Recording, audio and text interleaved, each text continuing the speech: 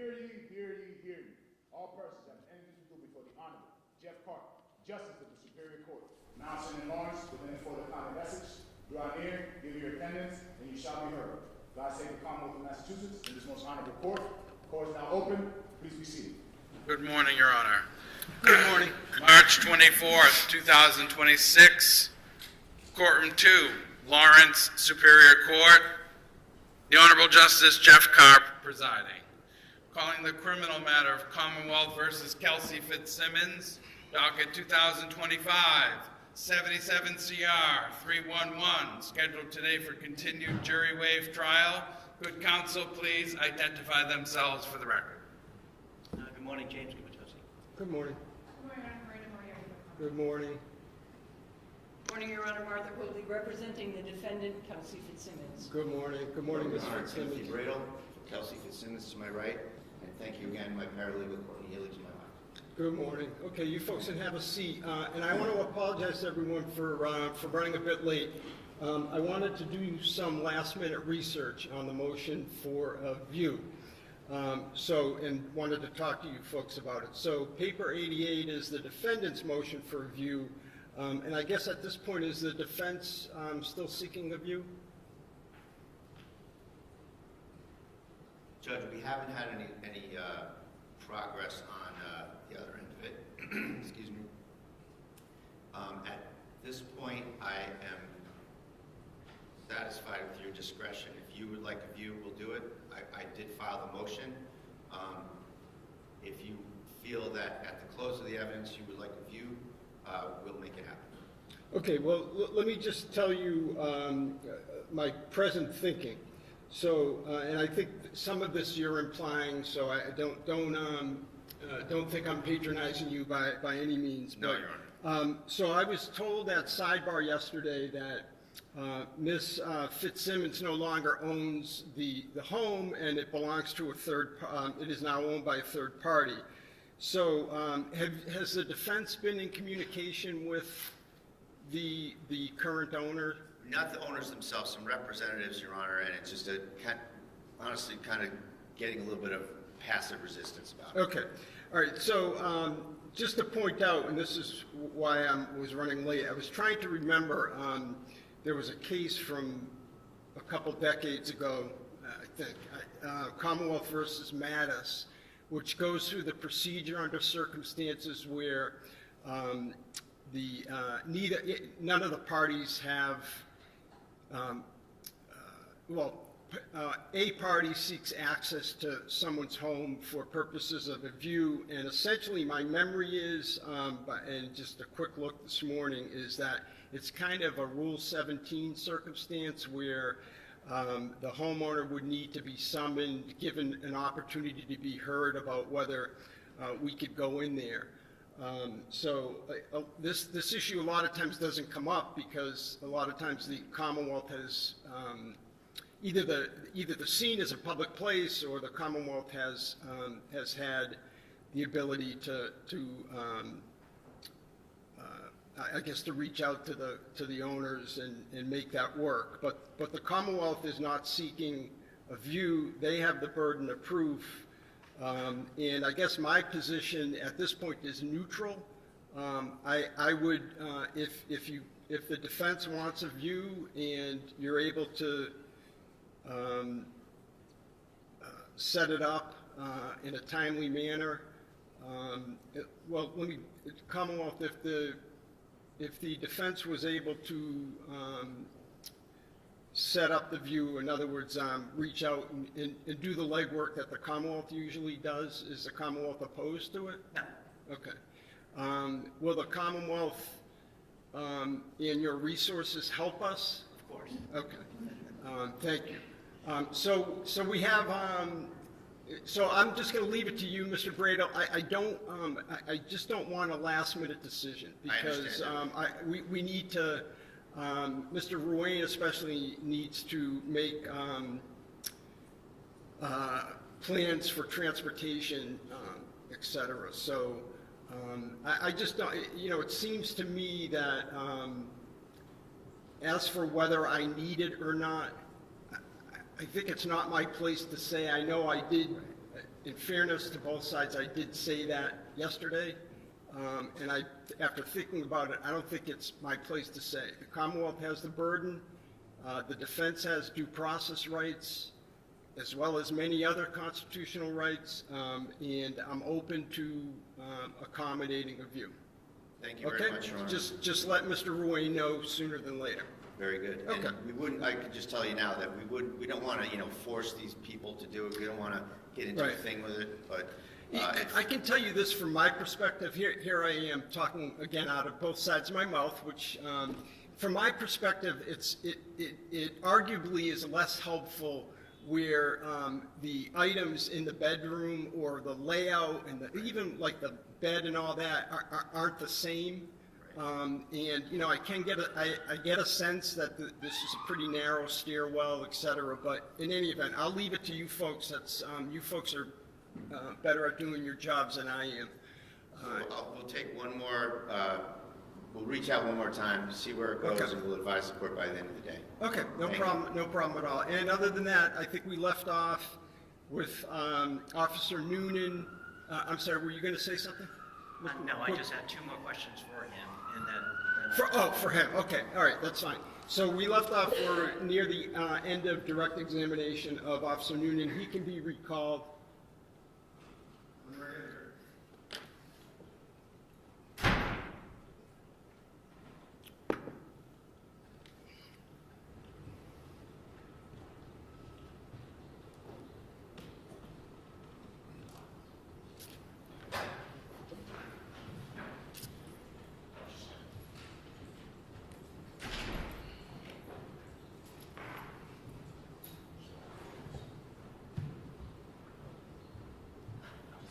Just remind him that Yes, sir, please. you can take the stand, sir. Good morning, Just sir. reminding you that you're still under oath from yesterday. Yes, sir. Thank you. Good morning, sir. Good morning. All set, Mr. Gubitosi? thank you. Sir, I just had a couple more questions for you. The firearm that you used on the 30th, what happened to it after you left the residence?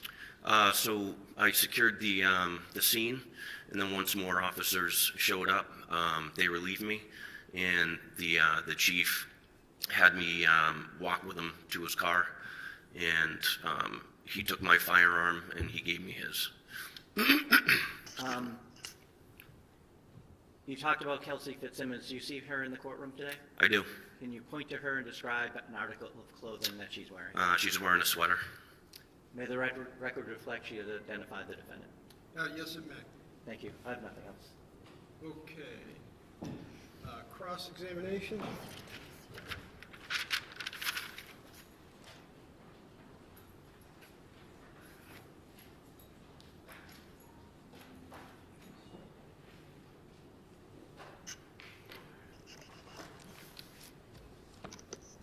May I inquire, Your Honor?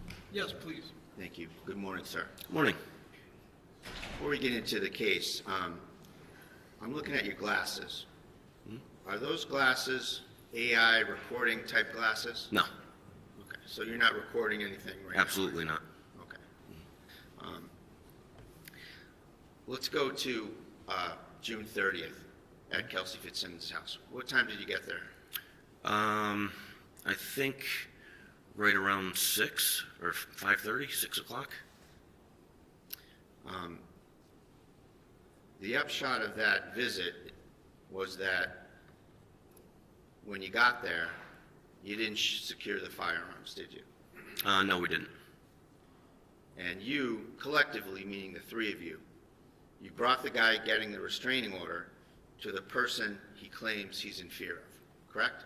I wasn't aware that Justin was en route. That was Lieutenant Daly when he made arrangements with Justin. So you're saying that Allen. was, sorry, finish your answer. Justin I. Allen. That was that was not your part of this incident? No, it wasn't. Okay, and you're saying that, oh, sorry. Excuse me one moment. One moment.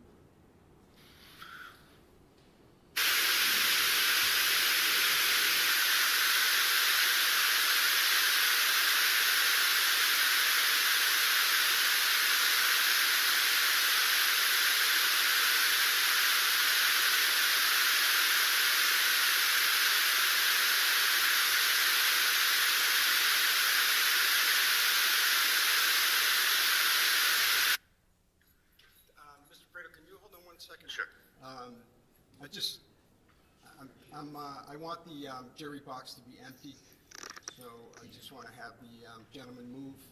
Thank you. Sorry about that, sir. We'll make room for you.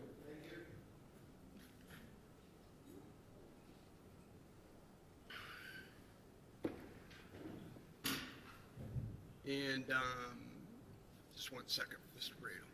All set, Mr. Brado. I'm sorry to interrupt you. No problem, Your Honor. Thank you. So, when did you become aware that Justin Elaine was coming to the house? I wasn't aware.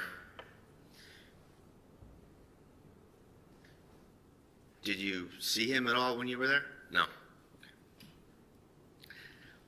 You were aware that he came in and was walking around the house? No. You were not? No. Okay. You go upstairs with Kelsey and with Officer Houston, correct? Yep. Officer Houston leaves to see who's coming in downstairs?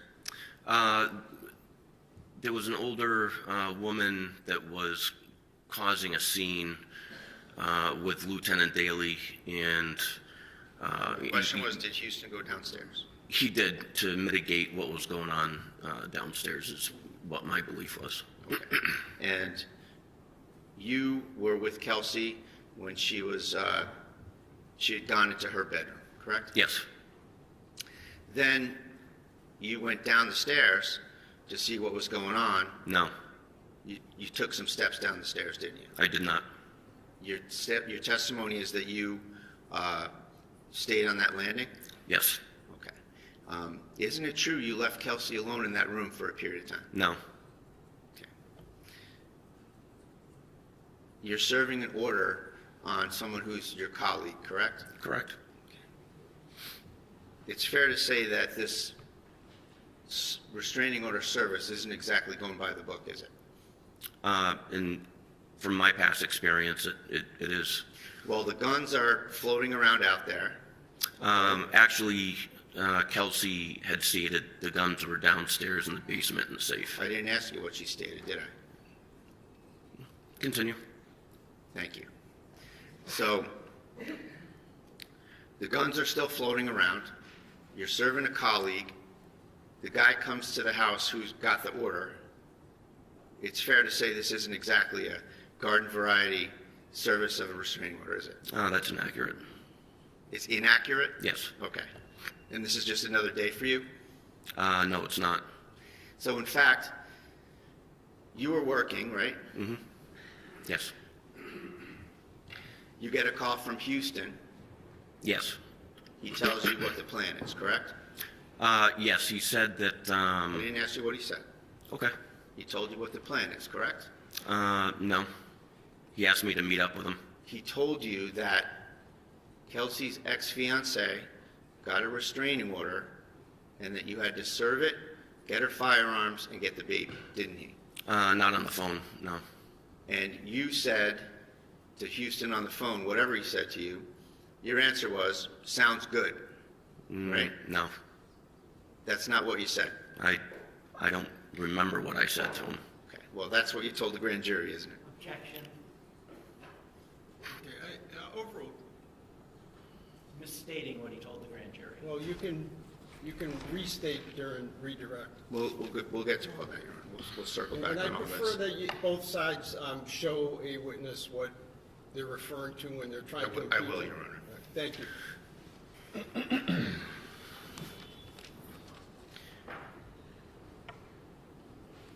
I want to ask you some questions about your relationship with Kelsey. Sure. You said that you didn't know her well, That's correct. and you said that she was on maternity leave most of the time. Is that right? Yeah, that's correct. And you also said that you got along well with her, right? For the time, I think we went to one or two calls together. Other than that, I worked a completely different shift, so So is we it got yes or along no? when we went to calls, yes. Did you get along well with her or not? Yeah. Okay. And did you think well of her? I really didn't have an opinion. I didn't have a chance to really get to know her. Well, do you know Maureen Teresi, your neighbor? Maureen Teresi. You gave her your opinion of Kelsey, didn't you? I don't remember. You called her a whack job, didn't you? I don't recall. I'm sorry, Mr. Bradle, I missed the question. Can you state Sure. that again? So I asked him if he knew Miss Maureen Teresi, his neighbor, Okay. and I said that he gave his opinion of Kelsey to his neighbor, and that he called her a whack job. And then you can answer again, sir. What was your answer? I don't recall. You don't recall? I don't. Is it possible you called her a whack job to your neighbor? It's possible. So that's what you really think about Kelsey, isn't it, that she's a whack job? After she tried to kill me. And at the time, you went in there loaded for bear, didn't you? No. Well, let's see. You told the state police that the job was to section her, didn't you? It was spoken about that if she reacts badly during the restraining order, she may have to get sectioned. Well, that's what you said, that you had pre-planned that you were going to section her. It wasn't The job was to pre-planned. section her, isn't that what you said? No, that's inaccurate. So- Hold on one second. Let me just go through some ground rules. You need to wait until the question's complete, because we can't have two folks talking over one another. Yes, sir. All right. Thanks very much. Go ahead, Mr. Bradle. And also, you raised quite a lot of concerns about where Kelsey parked her car, correct? Yes. And you suggested at one point that you could box her in and take her into custody with respect to the car, right? Yes. So you were thinking that she was going to need to be sectioned, that she was a whack job, and that she needed to be boxed in and placed into custody, right? Objection. I'm asking about a state of mind, Your Honor. He has testified that he thought she was a whack job before he went there. Overruled. Those are all things that were in your mindset, weren't they? No. Well, you said them, right? No, that's inaccurate. Sectioning her, It was brought up by my lieutenant that she may have to be sectioned and you told the state police that part of the job was to section her. if she were to be sectioned. You didn't say that part to the state police, did you? I don't recall. Okay, well, we'll go over all this, don't worry. Okay. And so, with respect to the car, you testified in such a manner that you're suggesting that there was some suspicion attached to that, right? Can you rephrase? Yeah, you're suspicious of the fact that she parked the car 150 yards away, you said. Yes. So, your mindset is that she's evading something or she's up to something? Well, in my training and experience, the distance of where she parked her car from her house and having a baby, and also her behavior in the past where her car was always parked in the driveway, So you didn't know her very well.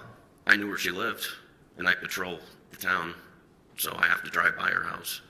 So she parks in the school next to her house. Yes. What are you thinking she's going to do?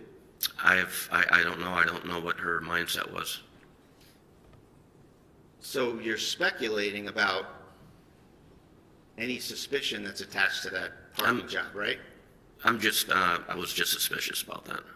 So she's in the house. You Yes. know she's in the house. No, I don't. You go to the house. You knock on the door. Daly knocks on the door. She comes out like a regular mom, Yes. holding the baby, wearing sweats, hair's probably in a ponytail, opens the door, Yes. right? So at that point, do you let go of your suspicions about where she parked the car?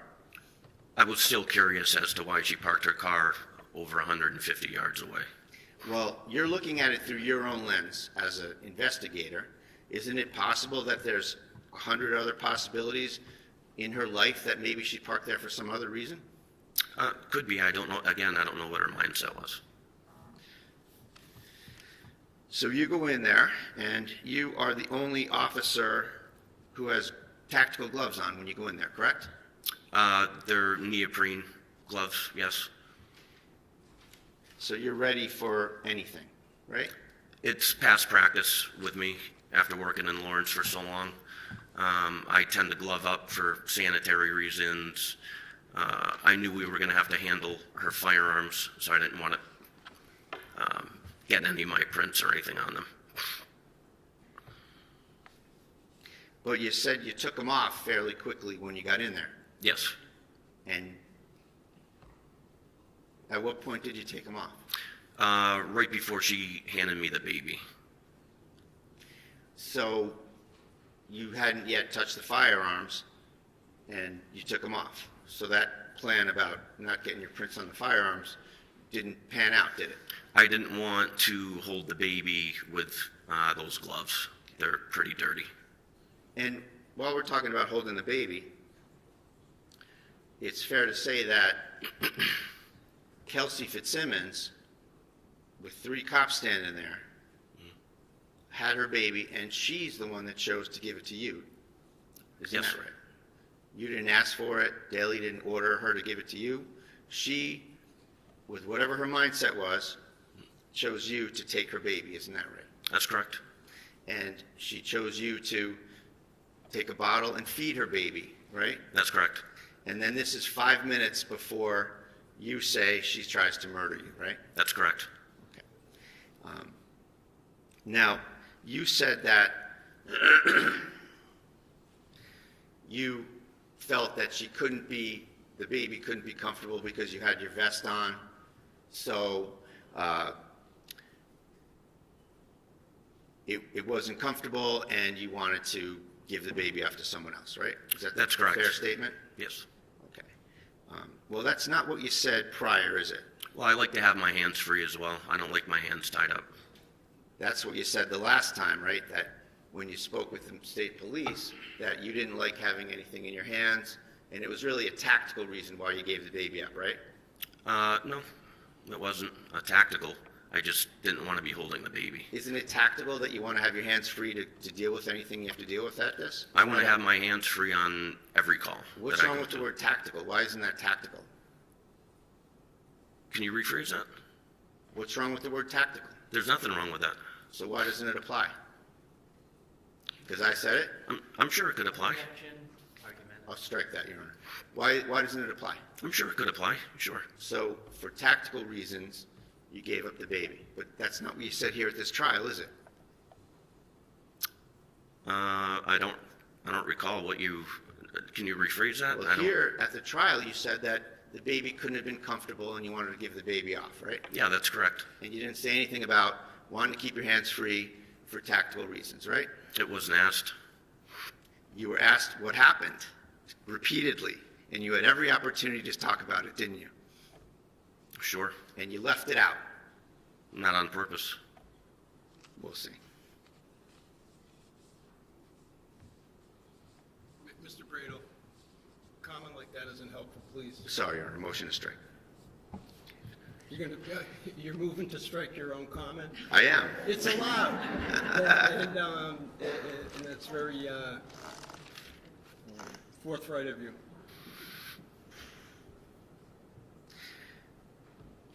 Can I just have a moment? Your Honor? Yeah, take your time.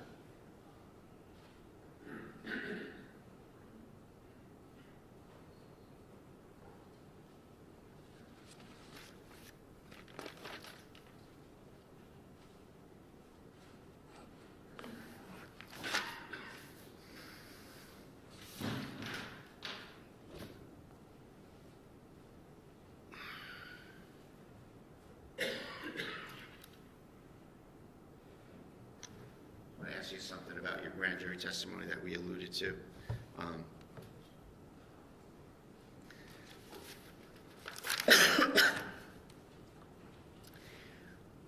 So your testimony here was that you didn't get the whole plan from Officer Houston on the phone, right? Yeah, that's correct. And my suggestion that your answer about the thing in sort of a matter-of-fact way was, okay, sounds good. And you disagree that you said that, right? I don't disagree. I just don't recall. You don't recall? Yeah, what I said. So isn't it true that you were asked, page 36, who did you get a call from? Officer Houston. And what was that call about? Was the next question. And your answer was, he had asked me if Lieutenant Daly reached out to me. I said no. Officer Houston said, hey, can you meet me at the CCC, which is a little grade school behind the Atkinson School. he said, "We have to serve papers to Officer Kelsey." I said, "Okay, sounds good." And I drove over to that location and met up with him, right? And Sure. you knew those papers were a restraining order for Kelsey to give up the baby, give up her guns, lose her job, brought by her fiance, right? I had no idea what was entailed in the restraining order at that time. At what point did you learn the job here? As far as the restraining order, As far as this job you were going to do at Kelsey's house? what job? The restraining order service, taking the baby, finding the guns, When I met up with sectioning her, Officer boxing her in. When I putting met her up into with Officer custody. Houston. Don't talk when I'm talking, sir. Box, sorry. Hold on. Let's not argue back and forth, and just ask your questions. If you just wait to answer until he's done. If you can restate, thank you. Sure. So you asked me what the job was. So my suggestion is that the job is serving the restraining order, going to get the baby, finding the guns. You thought about boxing her in and taking her into custody. You thought about sectioning her. That job. When I met up with Officer Houston behind the CCC. And at that point, you knew what you were getting into, right? After he explained what was going on, and we were pretty shocked.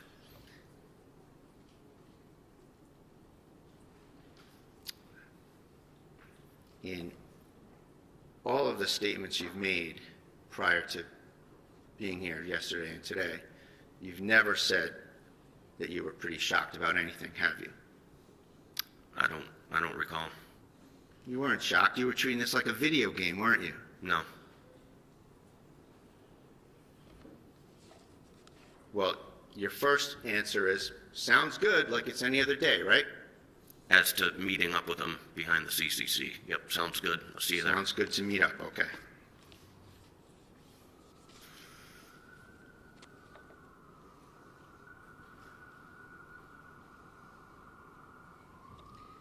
Let's talk about the bedroom and the shots that you fired.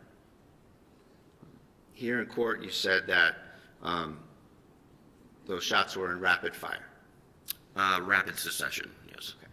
And like a boom boom? Yes. Okay.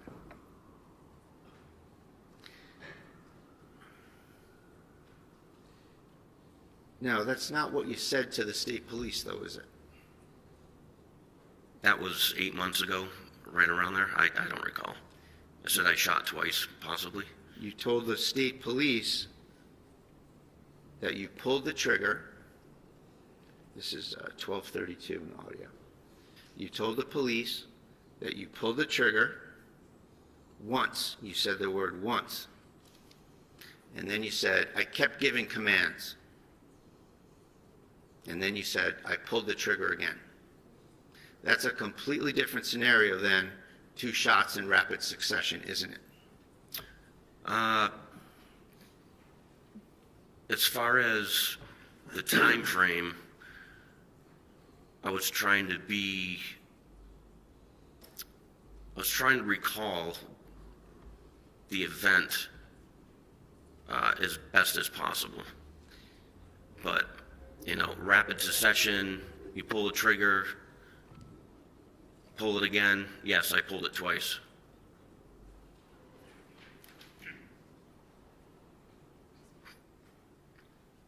So that was July 3rd, right after this incident, wasn't it? Yes, sir. So it's fair to say that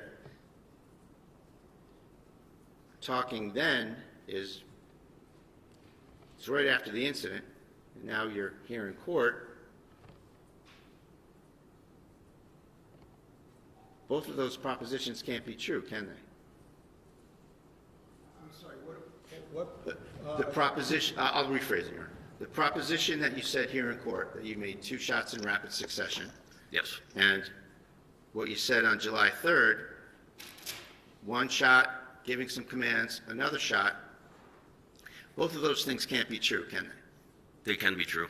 They can be true. Yes. So rapid succession, and then what? You talk really fast? before the second shot? Oh, I was given commands. Don't do it, don't do it.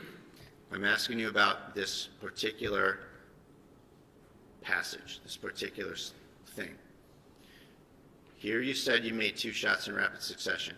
Yes. You painted a different picture on July 3rd, didn't you? No.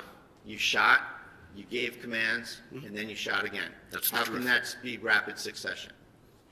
Because that's how it went in rapid succession. You just agreed with me that it was a boom boom. Yes. So where's the time for the commands between the shots? As I'm yelling them.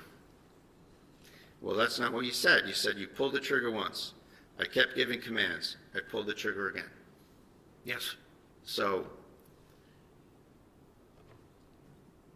they're 2 different assertions, aren't they? No. Okay.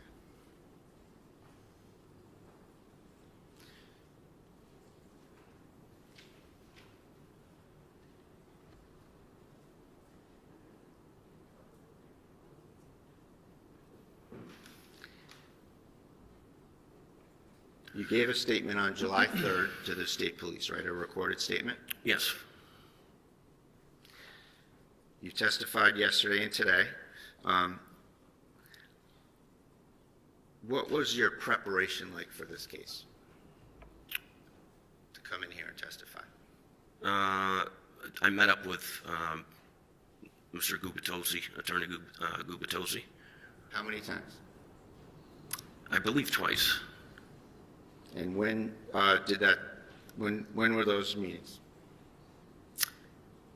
One was recently, I think last Thursday, and the one before, I can't remember.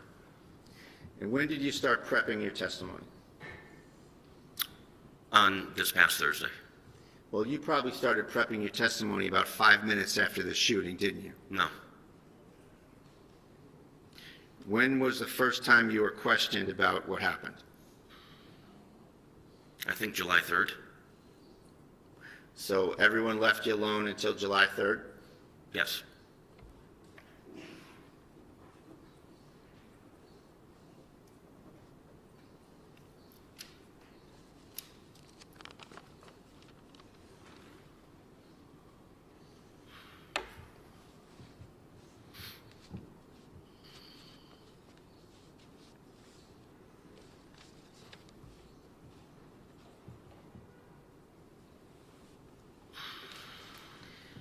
When you were upstairs with Kelsey, she kept giving you things and asking you to take them downstairs, didn't she? That's correct. And she did that with Houston as well, right? Yes. So it's fair to say that she was trying to get you away from her, right? I don't know what her mindset was. I wasn't going to leave her alone. Sure, let me ask you a better question. The effect of that would have been, if you took things downstairs, that you would have left her. Yes, that's correct. Okay.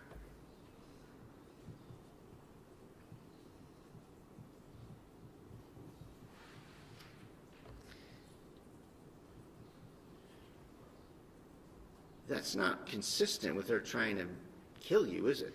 She's trying to get rid of you. Can you ask that question again? The fact that she's trying to remove you from the area where her gun is not consistent with her trying to kill you, is it? At that point, no.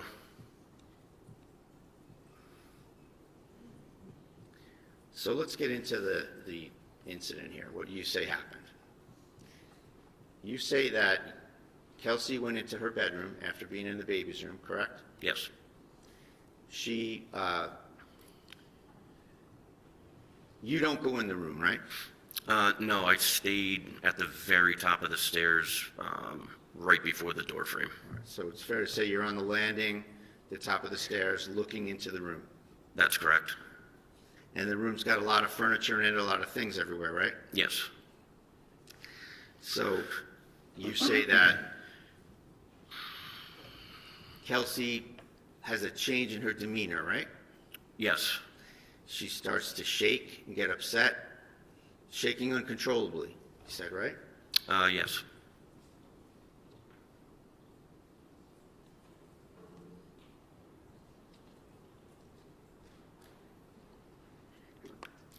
Then she lunges. Yes. She's on her knees. She was, I believe, on her right knee. You said that she pushed off her left leg and lunged, right? Yes. And at the time, you were 3 feet away from her, Yes. maybe less. Maybe. So can we agree that's arm's length? She was a little further away than arm's length, I would say. So arm's length if you reach over, maybe. How about that? Yes. And your testimony is that she lunges over and obtains a gun, Yes. right? And she assumes a certain stance. Can you elaborate? Well, you were there. What stance did she assume? She pointed a gun at my face and pulled the trigger. And yesterday, when you were being questioned, you assumed a two-handed stance to show that, didn't you? That's correct. And what do you call that kind of a stance? I don't know. Is that like a modified Weaver stance? Yes. So she assumes a modified Weaver stance. Can you stand up and a modified Weaver stance? Your Honor. That's just what it's called. Okay.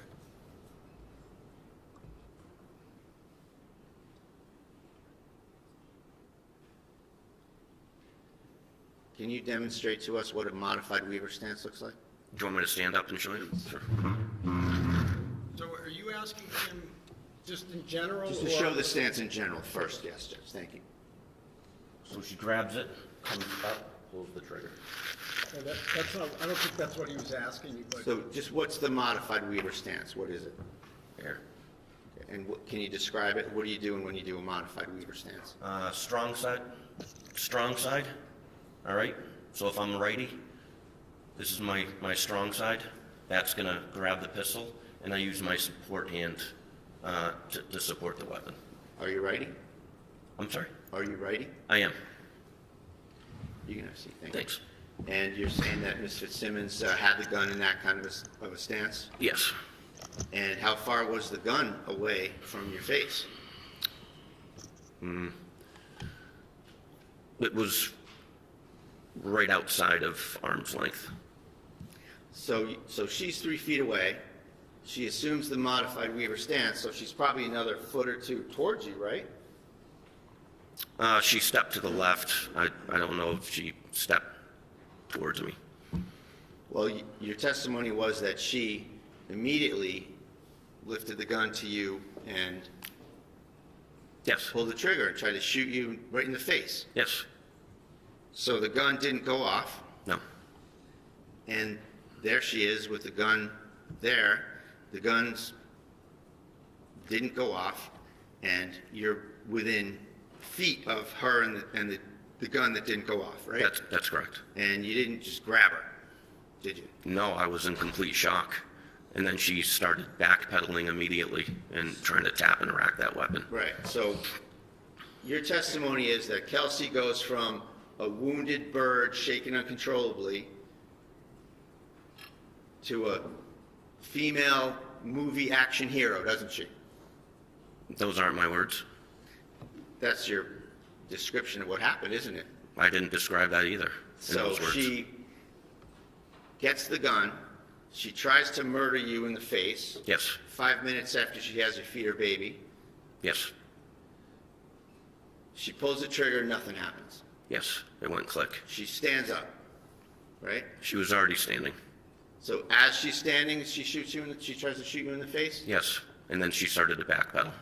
So first she backpedals, then she sidesteps, she tap racks again, right? Yes. So in all this time, this is like the longest tap rack in history, isn't it? It's 4 seconds. So she gets up, she sidestep first or backpedal first? Backpedals. So she backpedals first. And then How many sidestep. steps? I would say maybe 4 or 5, and then maybe another 3, 4, 5 to her left, which is my right. So she goes into action. She tapping the magazine and then racking the gun while she's moving around? Yes, she's a well-trained police officer Who's a whack job? who tried to kill me. So, let's get the order straight. You said that she backpedals first. Yes, after she pulled the trigger. And nothing happens. Yes, And then she taps the magazine yes. and then racks the slide. I believe her hand slipped off. That's when she went and I was giving her commands, don't do it. And she re-racked and started to bring her right arm up. And then she does it again, right? Yes, And you actually have no idea whether she successfully racked it the first time or successfully racked it the second time, correct? that's correct. You don't know what happened. No, I don't. And so it takes a few seconds to take 4 or 5 or whatever steps back towards the air conditioner, right? From beginning to end, once she pulled the gun on me and pulled the trigger, and by the time I shot her, it was right around 4 seconds total, if not 3.5. It was very fast. So she goes from shaking uncontrollably, sad about her situation, crying, to being pretty nimble. She wasn't crying. She walks, she backpedals, you said, right? That's correct. Then she sidesteps Yes, to the air conditioner. And you had a look of panic on your face at that time, didn't you? no, You were flustered, weren't you? no.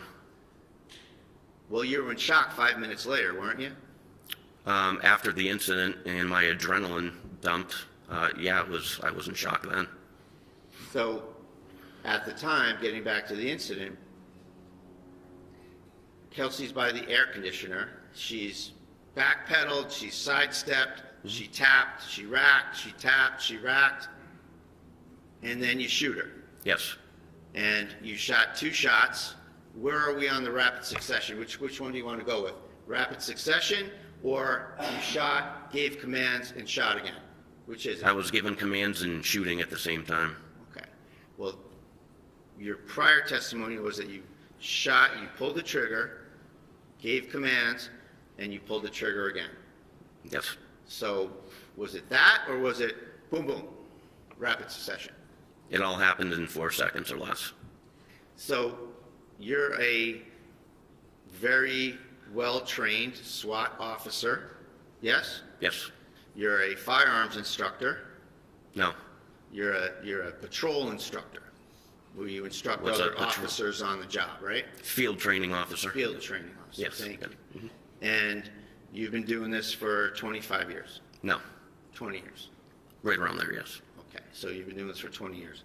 And one of your thought processes was that you wanted to give your training and experience back to the North Andover PD where you started, right? Yes, and come back where I started. And here, your first shot, you missed her from about 7 feet away. I did. It was longer than 7 feet. It was at that point about 15 feet, 15 feet. I would say. Do you have any measurements on this? No, but if you remove the bed and you were to walk diagonal from where I shot, it was probably around 15. So the first shot you missed her and you hit the air conditioner. Is that right? Or do I you know? didn't. I didn't know where it went. Okay. And the fact is that we have only one spent projectile in this case, right? I'm sorry. We only have one spent projectile in this case, correct? I don't know what state police collected. You weren't curious as to any of the paperwork or anything that happened in the case? I believe they told me that there was one on the bed and one on the floor, I think, but I don't know where that one projectile comes from. Did you know that there was one in the curtain next to the air conditioner? No. Have you looked at any photos from this at all? Some, yes. You didn't know that? Nope. Yeah, approach her. Yes, just a photo. Yes.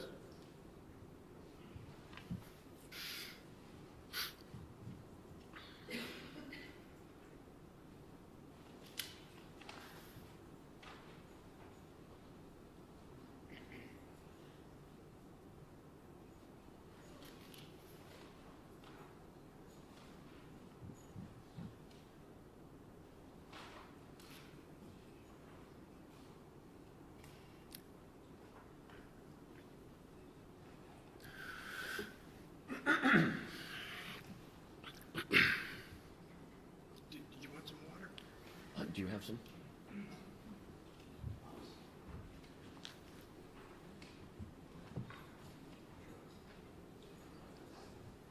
Thank you, sir. We'll get it for you. All right, I appreciate it. Thank you. Thank you.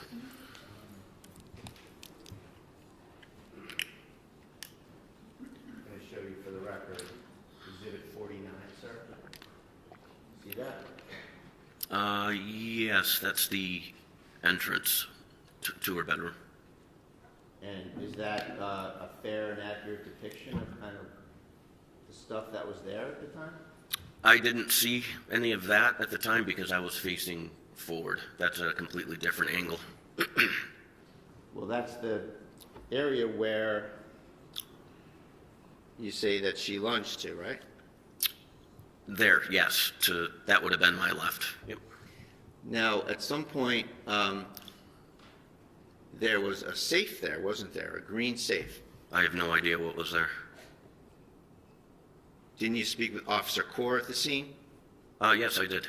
And Officer Core, you said that you ordered him to do something. You remember that? I did. You ordered him to take the gun and get it out of there? Secure it. And what were you doing at the time you ordered him to do that? Rendering aid to Kelsey Fitzsimmons. So you're over by the bed. He would have had to go in that area to get the firearm and secure it, right? So I placed the firearm. You can't see the right side of the door frame. So if you were to walk into that bedroom and look right, there's some sort of, I don't know, nightstand or something. I put the weapon right there.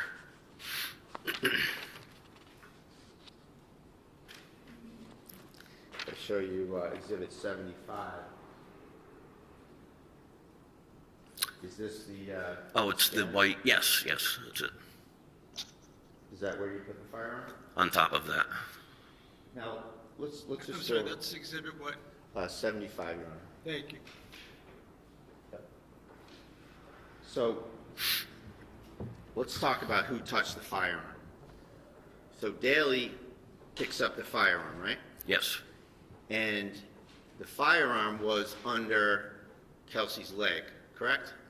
I don't know where it was. I was covering down. I know he flipped her over and found the weapon. I don't recall where it was. Okay. You heard, strike that. So,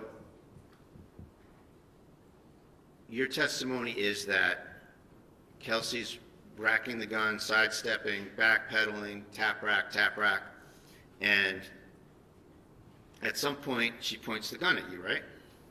Her arm started to come up towards me. Okay. So it's fair to say that she's back again, like we said earlier. She's starting to do this, right? No weaver stance. Okay, so one hand. It was. Is that the FBI crouch? What do you call that? Is that A one-handed. okay? It's not called the FBI crouch? I've never heard that term. Okay. So she starts to point the gun at you. So we agree then that the gun is out in front of her, right? It was in the upward position. It was coming up towards me. When I fired my second round, I saw her kind of buckle, and she lowered her weapon, and I stopped shooting, and then she went to the ground. You hit her in the chest. She goes flying back and lands on her back, right? She didn't go flying back. She landed on her back, correct? She went down to the ground. I don't know which way she went. I think she crouched over. Well, you knew she was on her back, didn't you?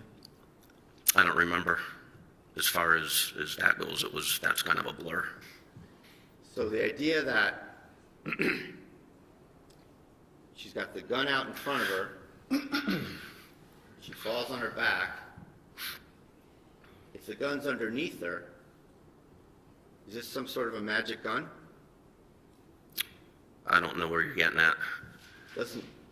Doesn't it make sense that if the gun is out here and she receives a force of a 9mm bullet pushing her back this way, how does the gun get all the way behind her and under her leg? I have no idea. It's the way she fell.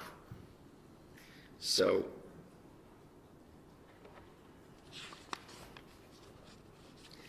So back to the notion of who touches the gun. Daly picks up the gun, right? Yes. Daly puts it on the bed, correct? Yes. And you don't like that. I don't. It's too close to her. Okay. Well, she's sitting there with a gunshot wound to her chest with you there and Daly there. Isn't that fair to say? Yes. So then you touch the gun, right? I do. And then you move it to the white shelf, bookshelf. Yes. And then Core arrives. And Yes. then you tell Core to grab the gun and secure it, right? I do. And then Core has it.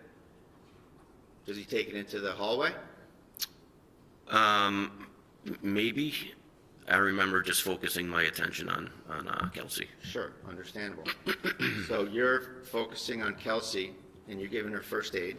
Yes. Well, Lieutenant Daly was starting to work on her. Well, is it fair to say that at first you still had your gun on her, but then you helped with the first aid? Yes. Okay. Afterwards. So that was your primary focus, was once you felt that she was not a threat to you on your testimony, you started to assist with the first aid, right? Yes. And you and Daly are rendering first aid, and then Core comes, right? Yes.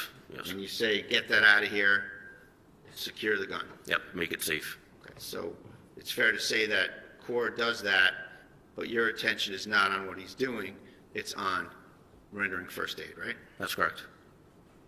So you don't have any knowledge or observation of what Core did with the firearm, right? No.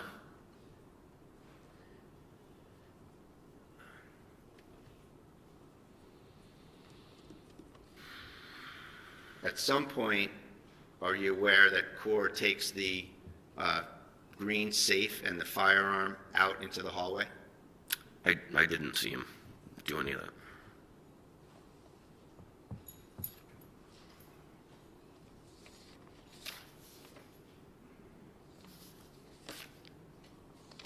I'll show you Exhibit 51. Do you recognize that? Yes, I do. So Exhibit 51 is the left side of the door frame where you say that Kelsey lunged, right? That's correct. Is that how it looked when she lunged over there? I didn't see that when I was in the hallway. Do you know anything about that shoebox with the orange lining?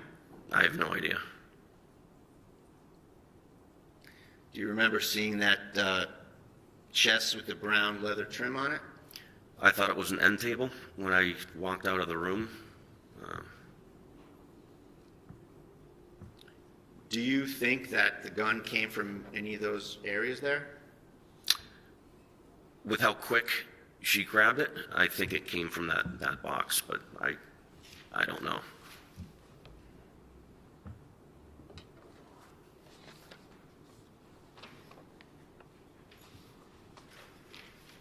Here's Exhibit 36.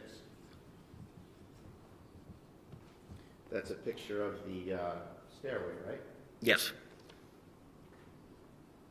It's pretty narrow. Yes. And you went up to the top, and you were at that landing, right? That's correct. You never entered Kelsey's room? No.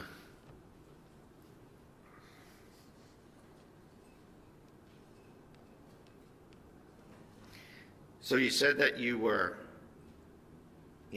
shocked that Kelsey was quickly grabbing a gun and putting it in your face? Yeah, absolutely. And you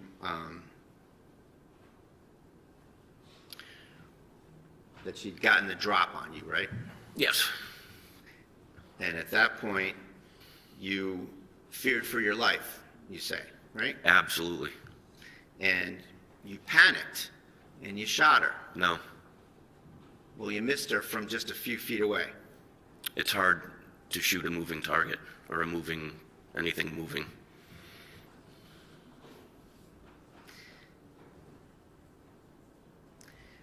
Are you aware of the Post Commission? Yes. And you know that the Post Commission has issued regulations that are in the Code of Massachusetts Regulations. Yes. And you know that it's prohibited to use deadly force on a person who is exhibiting a danger only to themselves. Absolutely. And you knew that on June 30th, 2025, didn't you? I've known that since I graduated the police academy in 2006, or even before. Right. And you went in there thinking that Kelsey was dangerous and had guns and you might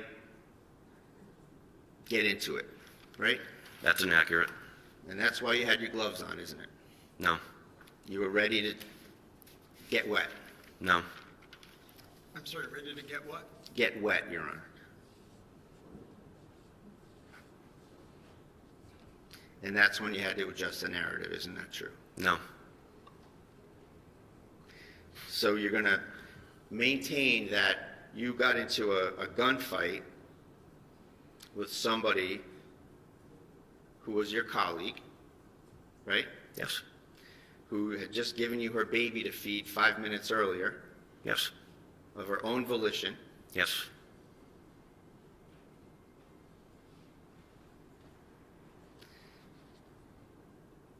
She developed some sort of a homicidal animus towards you for what Justin Elaine just did to her, right? I don't think it was unbeknownst to me. I didn't know Justin was in the house. I think I was standing in her way for her to get downstairs and kill Justin.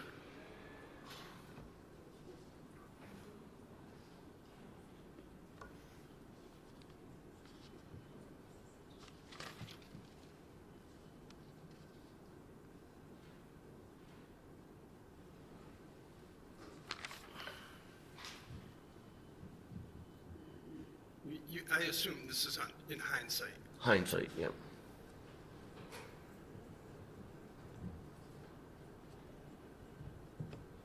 If I could just have one moment, please, Your Honor. Take your time.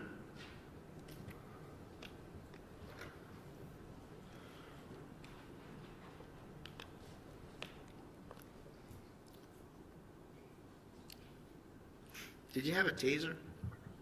I did. Did you think maybe to use the taser when she pulled the trigger and the gun didn't go off? No. You meet deadly force with deadly force. She's 3 feet away from you? Yes. Could have just grabbed her, couldn't you? No.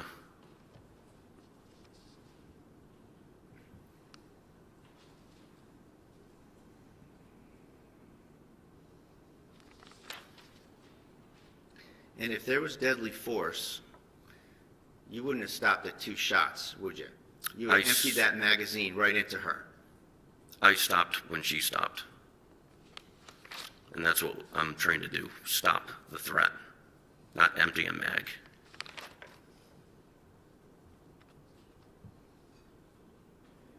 What were some of the things that she asked you to bring downstairs? I think there was a basket of books, and I believe some clothes. I think she put him in a car seat.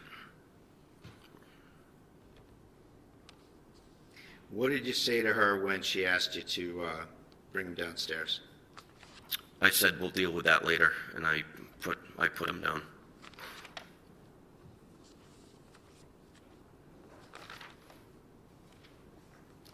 What was her reaction? She just kept packing stuff.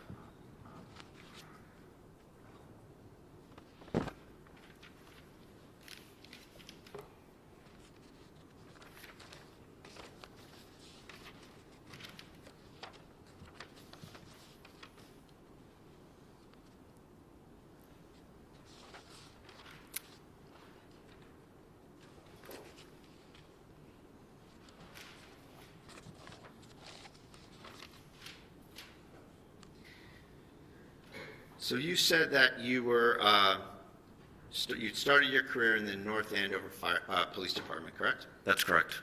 And you left for the Lawrence Police Department in what year? 2011.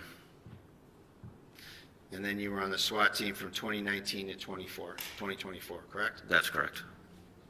And that you left North Andover to get a faster pace, right?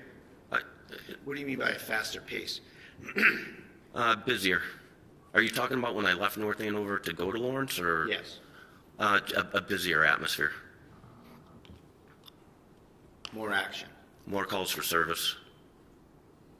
More what, I'm sorry? Calls for service. Calls for service. I wanted more experience. And you were there for how long? In Lawrence? Yeah. From 2011 to 2024. 2024, you go back to North Andover, correct? Yes. And you said that you wanted to bring your training and experience back to where it all started, right? Yes. Meaning you wanted to offer officers at North Andover the benefit of your training and experience, correct? Correct. You said that you only have 10 years left, getting older, a slower pace is what's needed, right? Yes. So,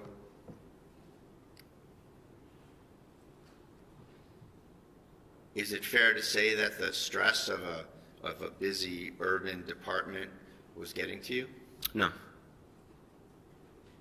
Well, you did tell Kelsey that you had PTSD, didn't you? Absolutely not.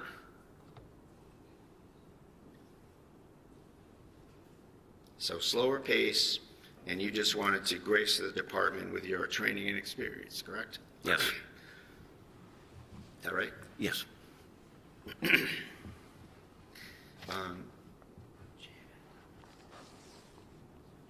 Judge, I told counsel that I would ask for a sidebar before the next topic. Sure. Let's go to sidebar. And if your client can join.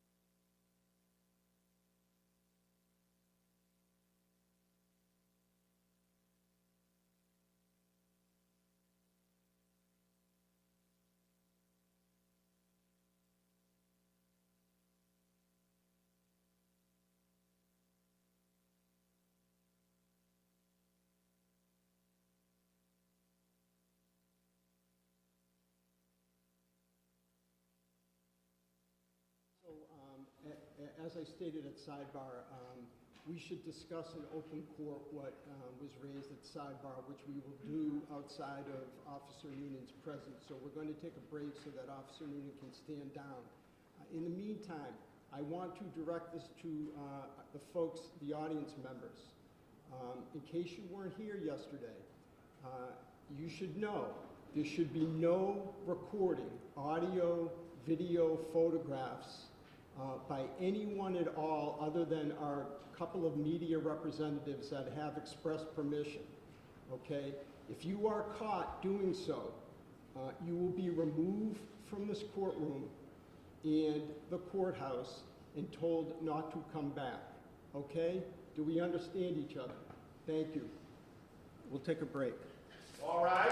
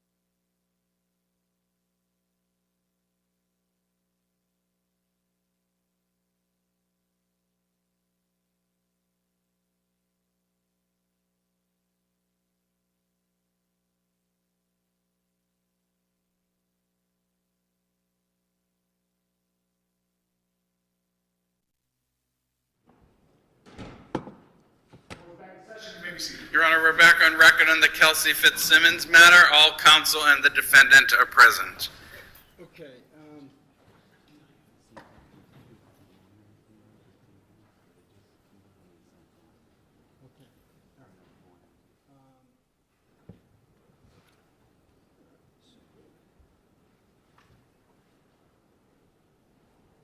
All right. All right. Just for the record, Officer Noonan is not in the courtroom, correct? No, Okay. Mr. Brado, do you have additional counsel sitting with you? Judge, yes, thank you. I wanted to introduce Ryan Leonard and Julie Hess. They're attorneys that are working with us in the probate court, and I wanted to ask if it would be all right if they were up here, because they've been assisting us with various factual matters.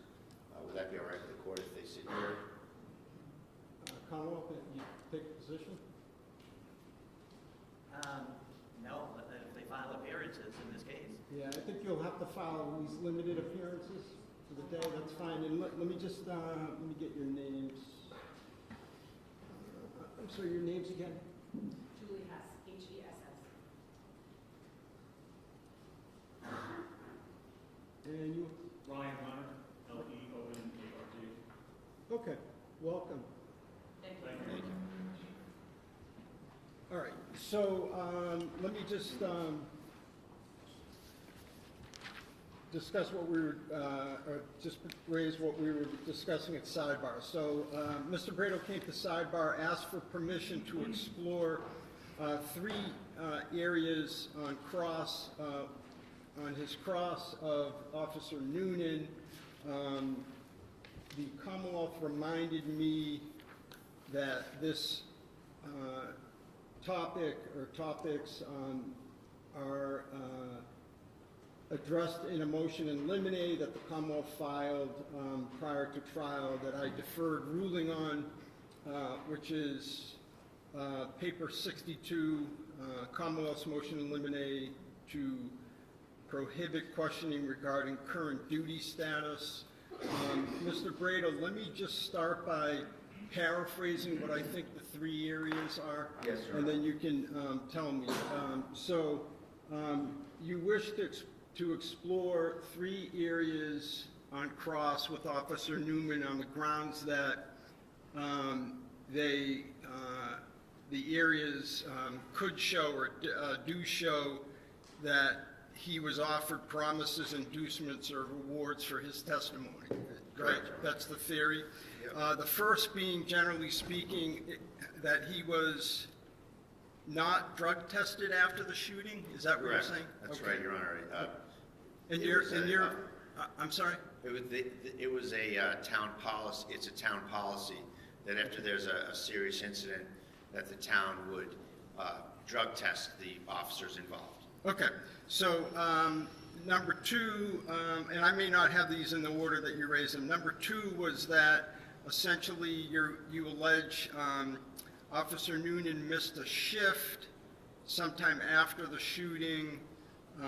Perhaps it was, let's say, medication related, generally speaking. And number three, that Mr. Noonan, Officer Noonan allegedly was placed on administrative leave, but allowed to work details, and that you believe that to be in violation of some policy or CBA or Yes, something. Your Honor. You're either a policeman who can work or you're a policeman who can't work, and you can't be performing details in uniform as a policeman while you're out on critical incident leave because you can't work. All right.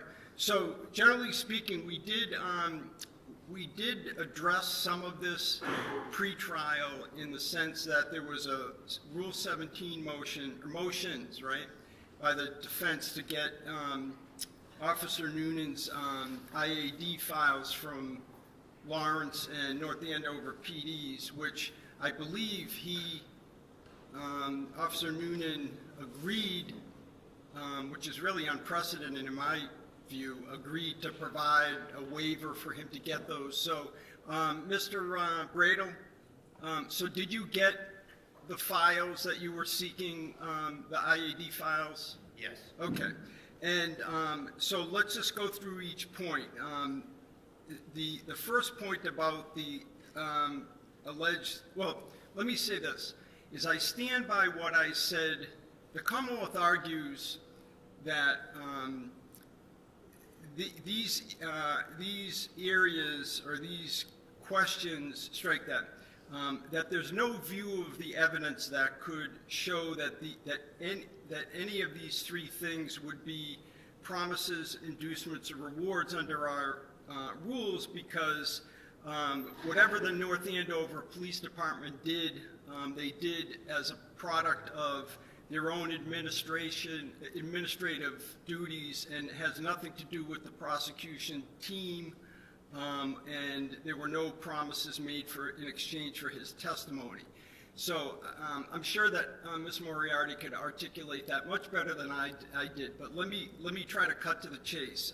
I agree with the Commonwealth, as I said before at the Rule 17 hearing, but I think arguably, and I want to hear you folks, that they could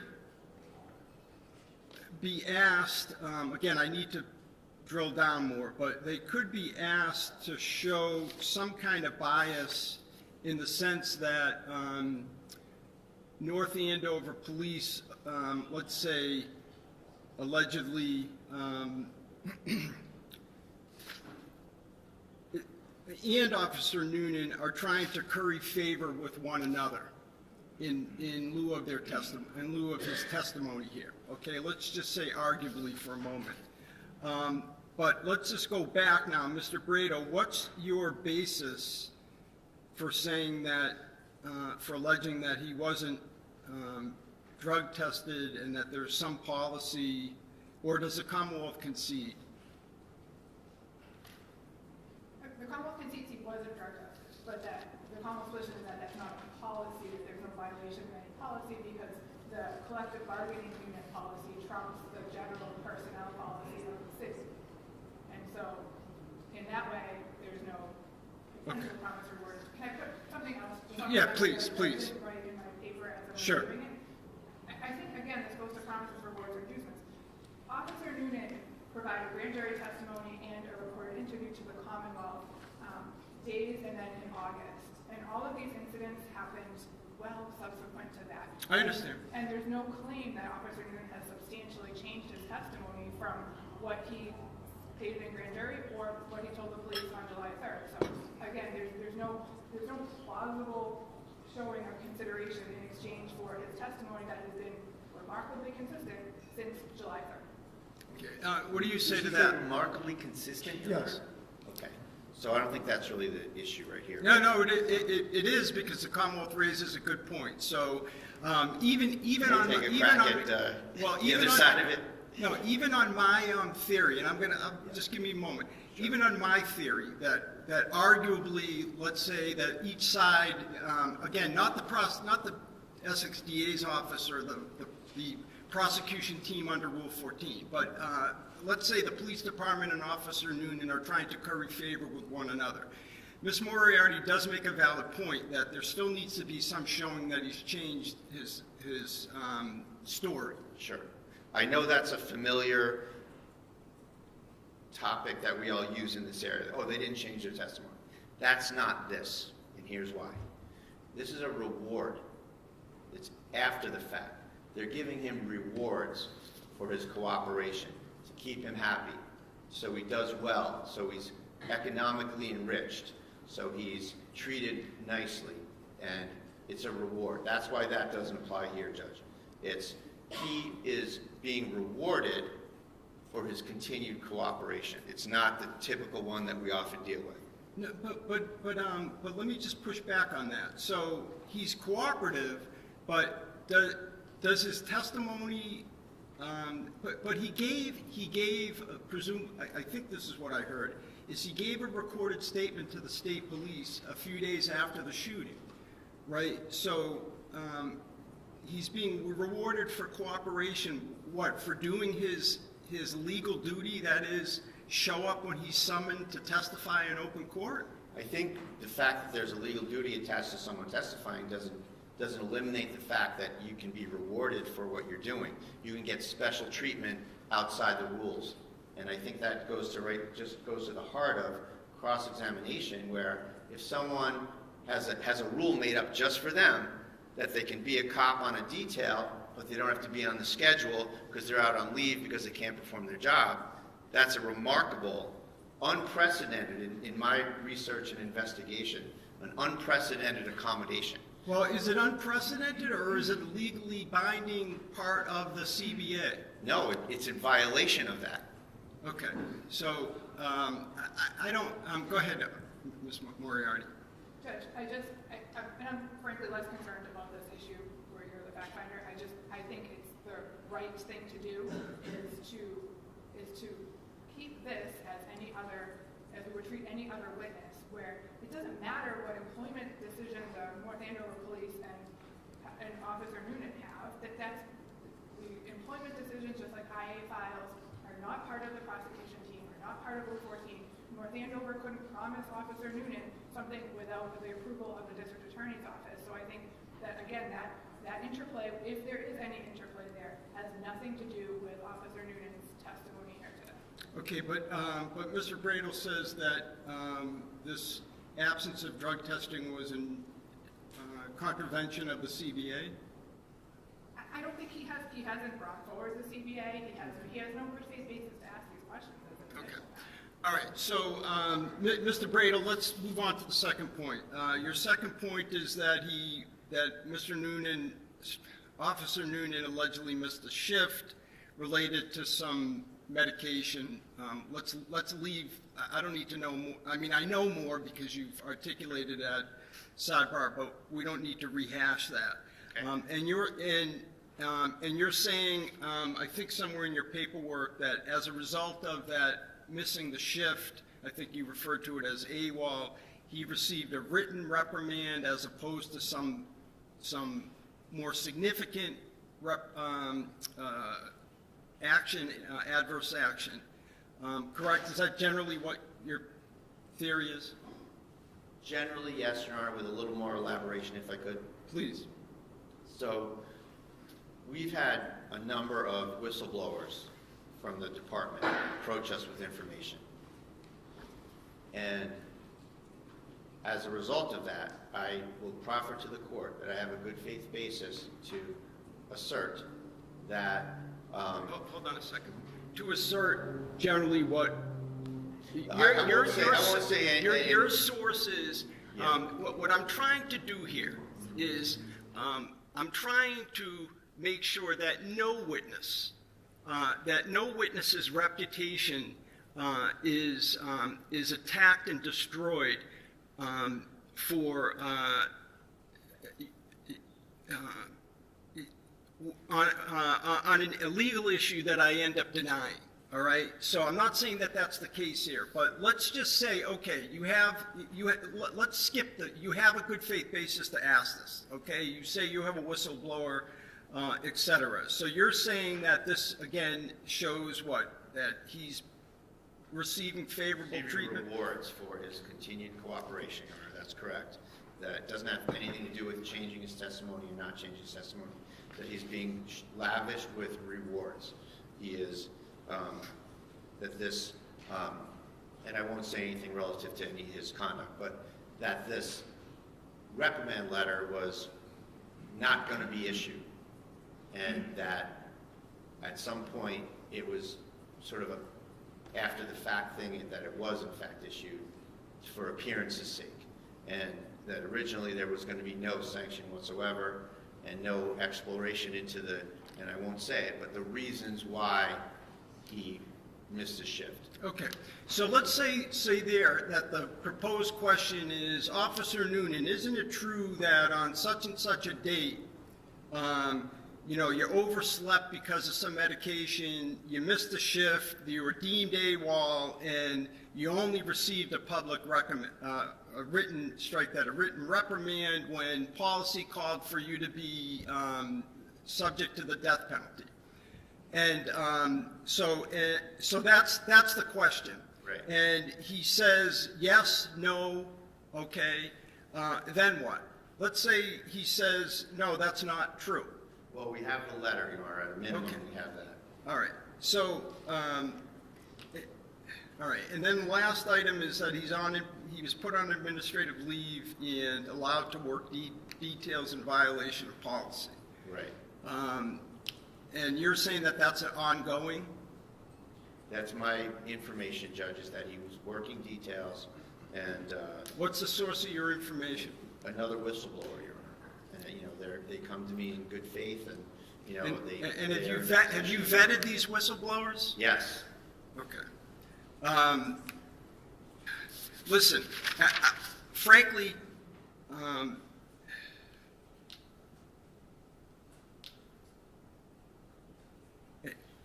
if this was a jury trial, and I realize I'm talking out of two sides of my mouth again, because I said yesterday we're going to treat this just like a jury trial. If this was a jury trial, this would be an easy decision.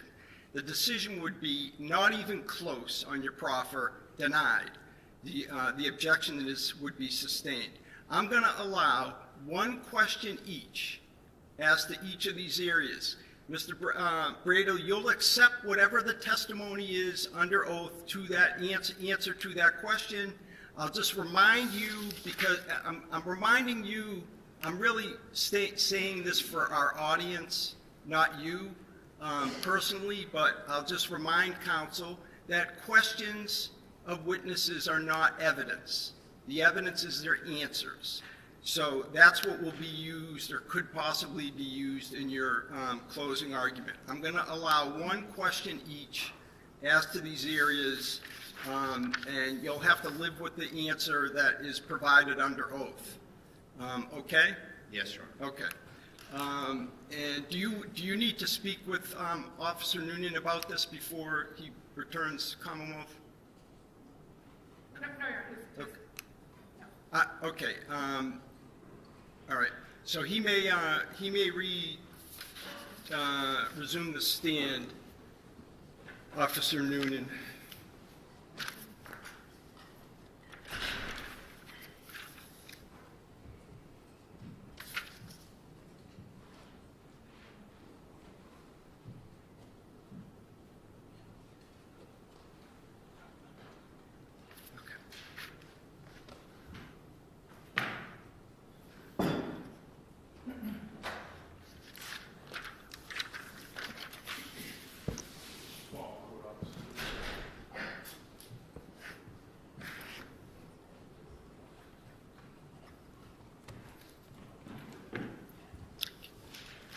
Thank you, Officer Nunan. Mr. Brado, you may continue your cross-examination. Thank you, Your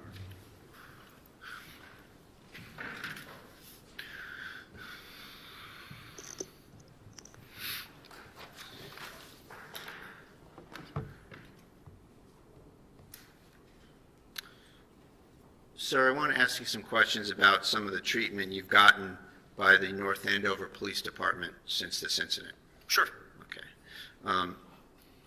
Now, after this incident, immediately after this incident, you were not drug tested by the town or the police department, correct? No. All right, and you're aware that's a policy of the town? That I don't know. You don't know the town policy? As far as the drug testing, no. Now, you also are on critical incident leave right now, or words to that effect, right? Yes. And that means that you're not able to perform the duties of a police officer for the time being, so you get put on leave, right? Yes. And yet, at the same time, you're being permitted to work as a police officer on paid details. Isn't that true? Yes, that was our union. So it's just a yes or no question. Really. Yes. All right. And that is an accommodation that was made via a side. May I inquire, Your Honor? Or? We've already gone past one question. Yeah, sustained. Next question. That is something that is not ordinarily permitted, is it? Sustained. No. You've gotten your answer. Okay, Mr. Brado. Next question. All right. Now, you also were absent without leave from a shift recently, correct? Back in January, yep.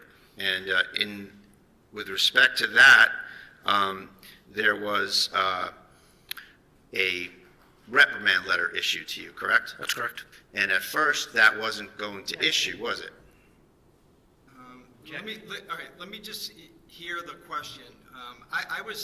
What I was really expecting was one long leading question each, but that's all right, you're breaking it up. Let me just hear the question, Officer Noonan, please don't answer it Yes, until I sir. hear it, So go ahead. The question, Judge, is that reprimand letter that appeared in your file was originally not going to issue against you, was it?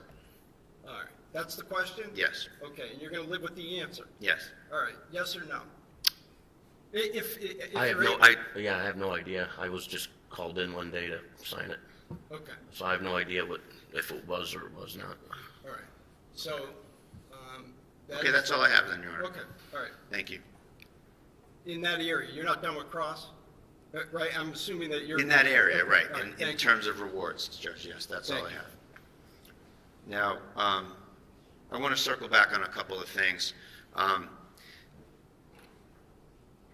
You gave a recorded statement to the state police on July 3rd, correct? Yes.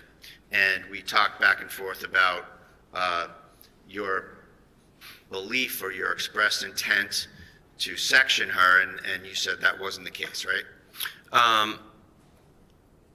Can you ask that again? Yeah, you I'm said kinda that there was confused. discussion about sectioning her, but that wasn't your thought process, or you didn't know about her or whatever, right? When we discussed it, behind the school, it was brought up that she may not take this well, she may have to get sectioned. She was sectioned prior, so. So here you're saying that it was a speculative possibility, is that fair to say? It could have been a possibility depending on how she took the restraining order, respectfully. Judge, if I may, I'd like to play a recording from the state police interview from July 3rd. For impeachment purposes? Yes. All right, any objection? Okay, sure. We should probably, we need to mark it for ID at least, unless you're seeking to admit it, but let's take it a step I'm back. just I'd be playing a prior inconsistent statement, Judge, for. Okay, so we're going to have to mark it for ID. I don't know, do you have a mechanism to be able to do that? Is it on a thumb drive or something that can be marked?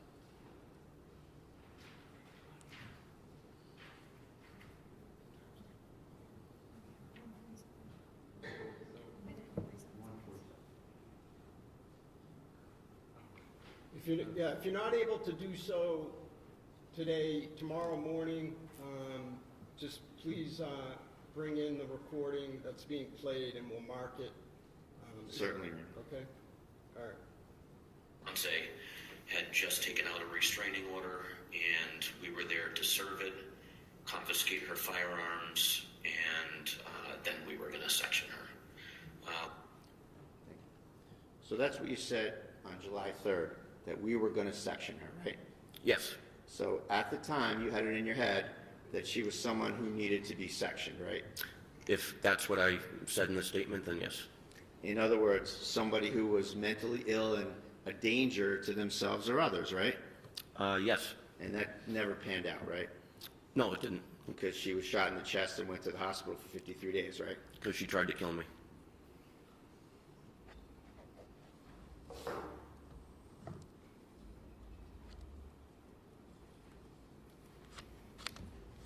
Now, I asked you earlier about whether or not you talked to Ms. Fitzsimmons about PTSD type symptoms. Do you recall that?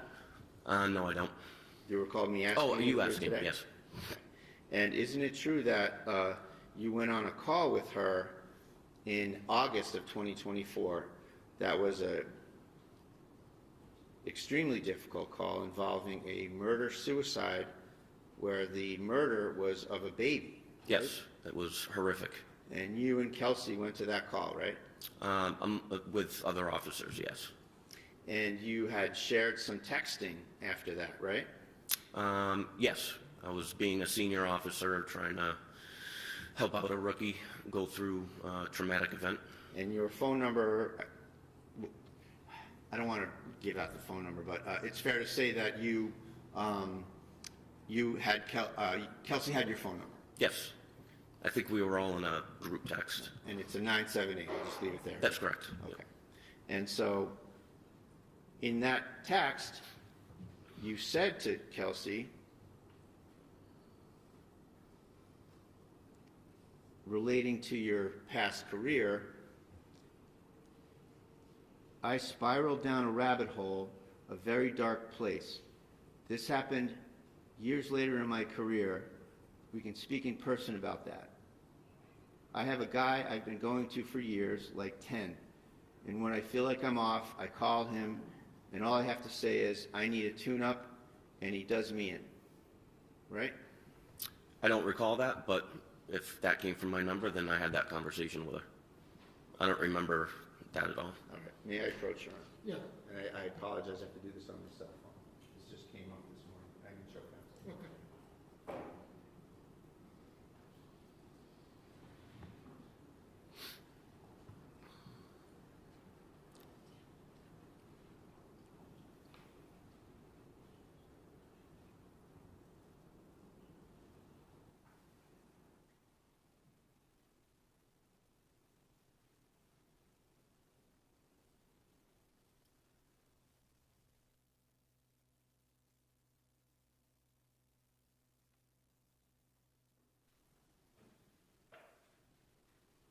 May I approach her? Yes.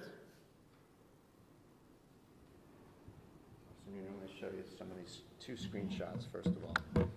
First of all, that's a contact, and that's your phone number, and it says Nunan, right? That's correct. Okay, so this is the text I want to show you. Which one? This one right here? Yeah. And you can scroll up and down if you want, but this is, the black part is you, and the blue part is Kelsey, right? You can get some context. Wait, I'm in blue? Kelsey's in Oh, blue. Kelsey's and in you'd blue. be in black, yeah.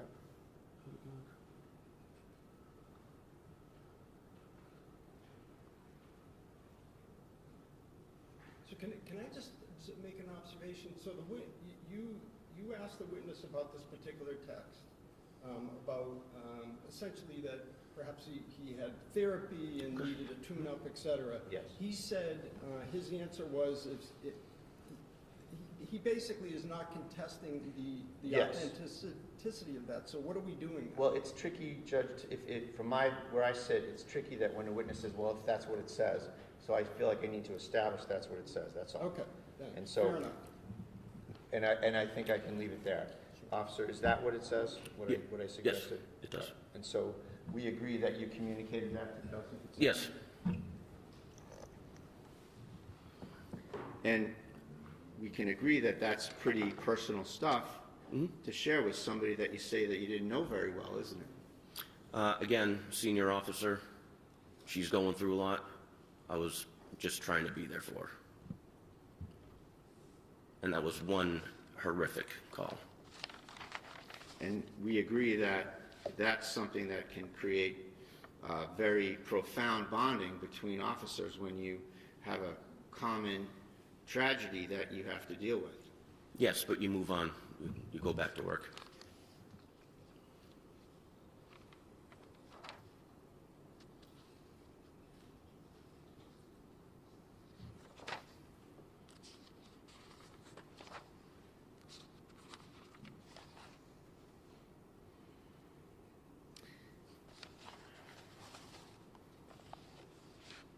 I want to go back to the bedroom where Kelsey's on the floor and you stop holding the gun on her.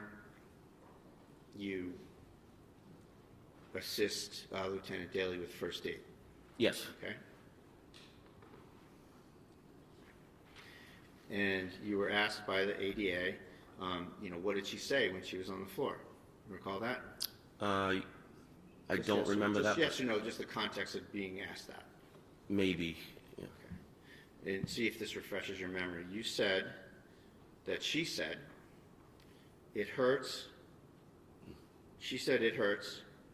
I, meaning you, said, keep breathing, you have a baby to live for. Yes. Right? And that was your testimony about what she said and what you said, right? Yes. And that was the truth? Yes. And that was the whole truth? Yes. Now, when you were interviewed by Attorney Bennett, of the CIC investigation, Yes. you painted quite a different picture, didn't you? No. You had something to add that made you look good, didn't you? No. You said to Attorney Bennett,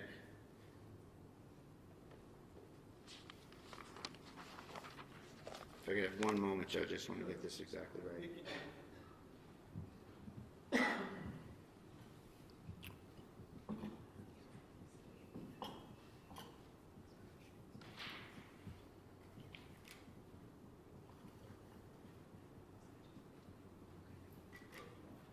Just need a moment, Your Honor, if I could.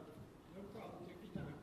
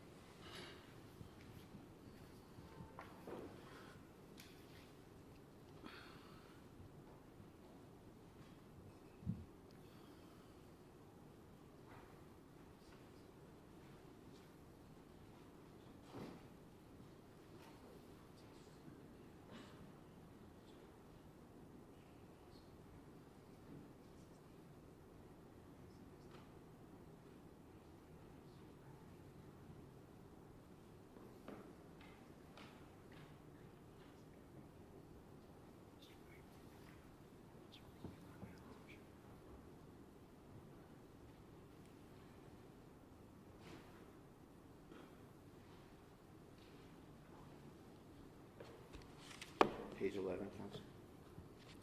The 80-something page report, 90-page report.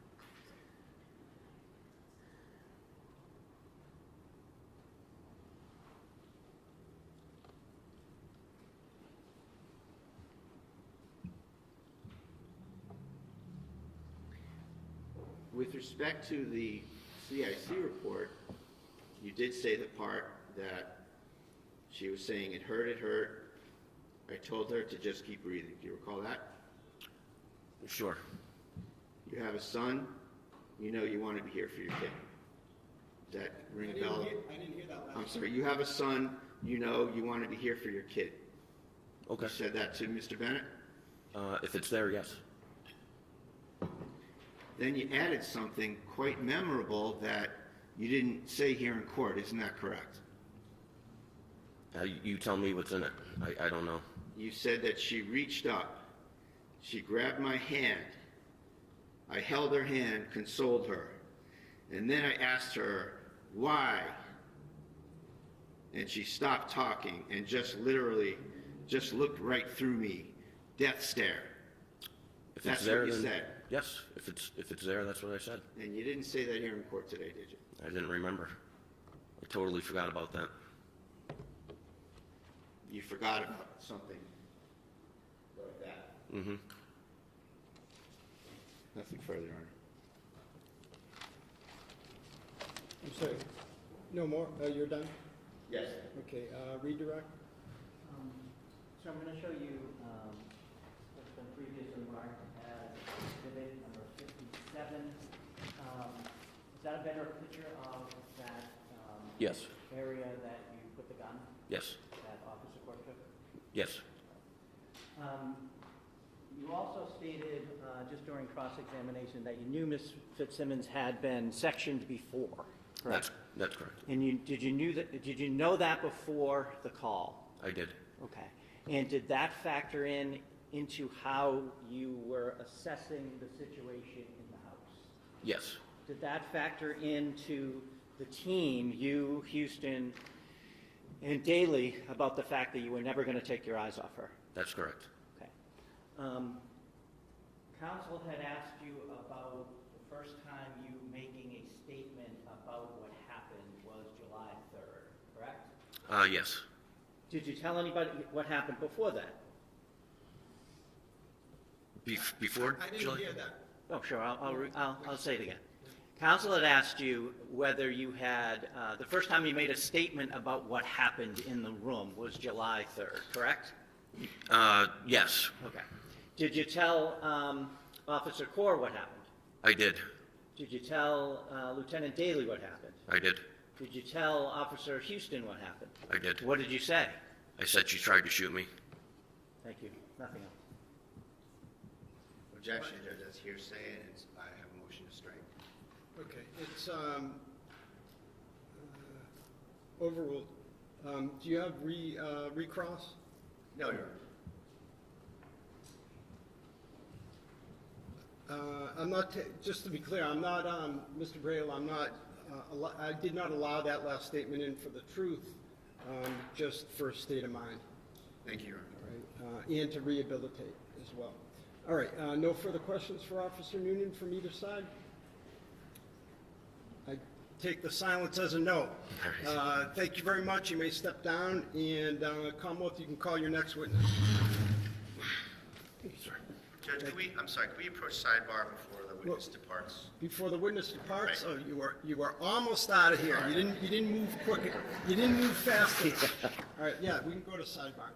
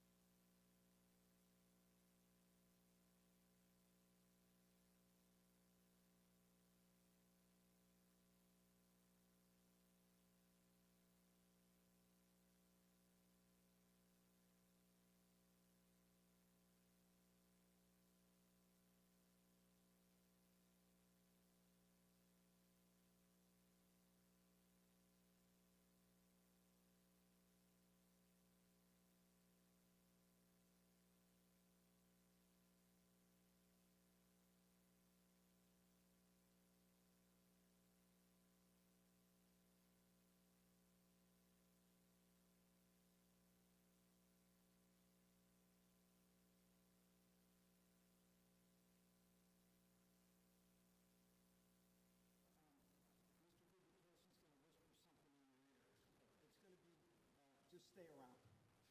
Okay? Thanks. Go ahead. I don't have to say it.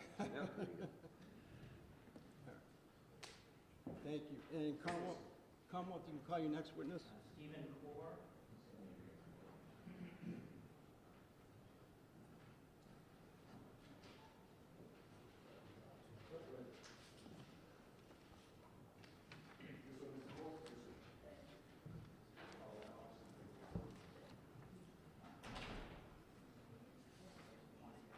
Could you raise your right hand? Do you solemnly swear that the testimony you're about to give in this cause now in hearing shall be the truth, the whole truth, and nothing but the truth to help you God? Yes, I do. Thank you. You're welcome. Good afternoon. You can have a seat. Or I guess good morning still. Good morning, Your Honor.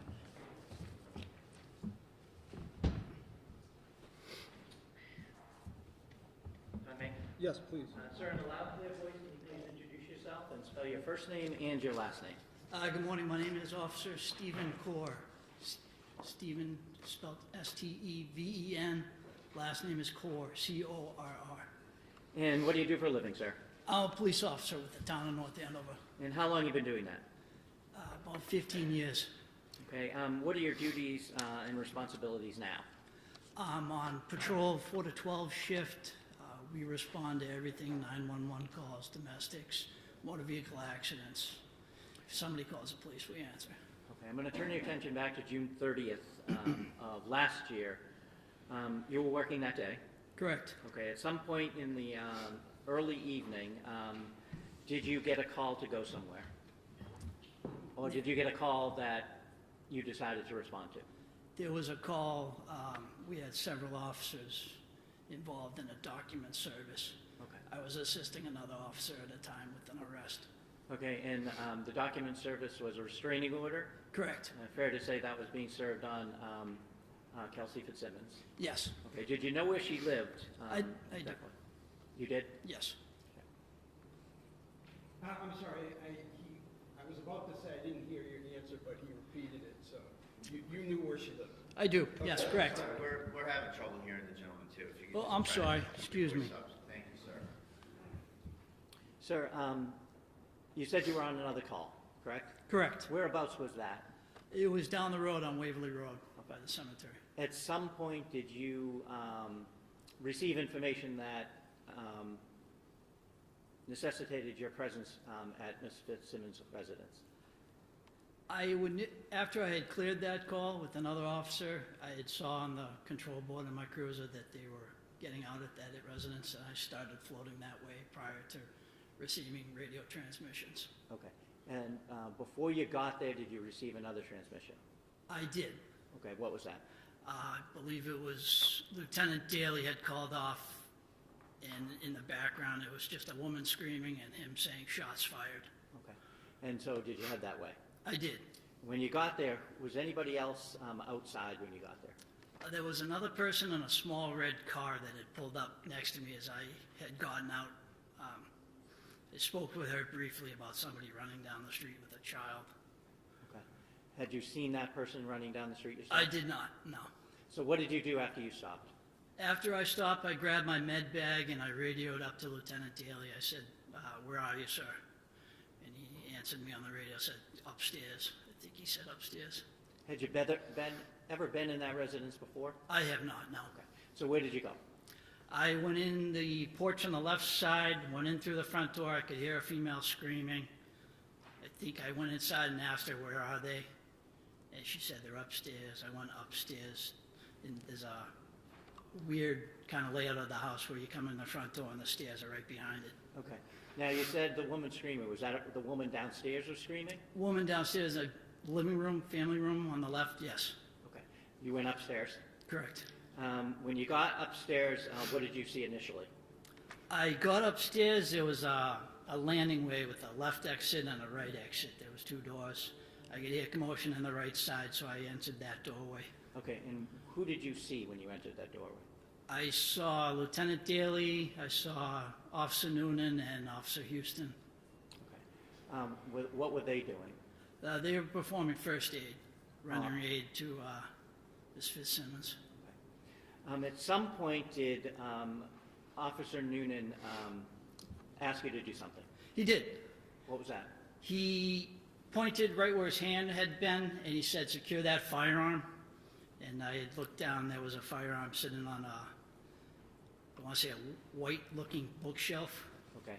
Was that near the door? Correct. Can't find that picture right now. Here we go. I'm going to show you what's been previously marked as exhibit number 57.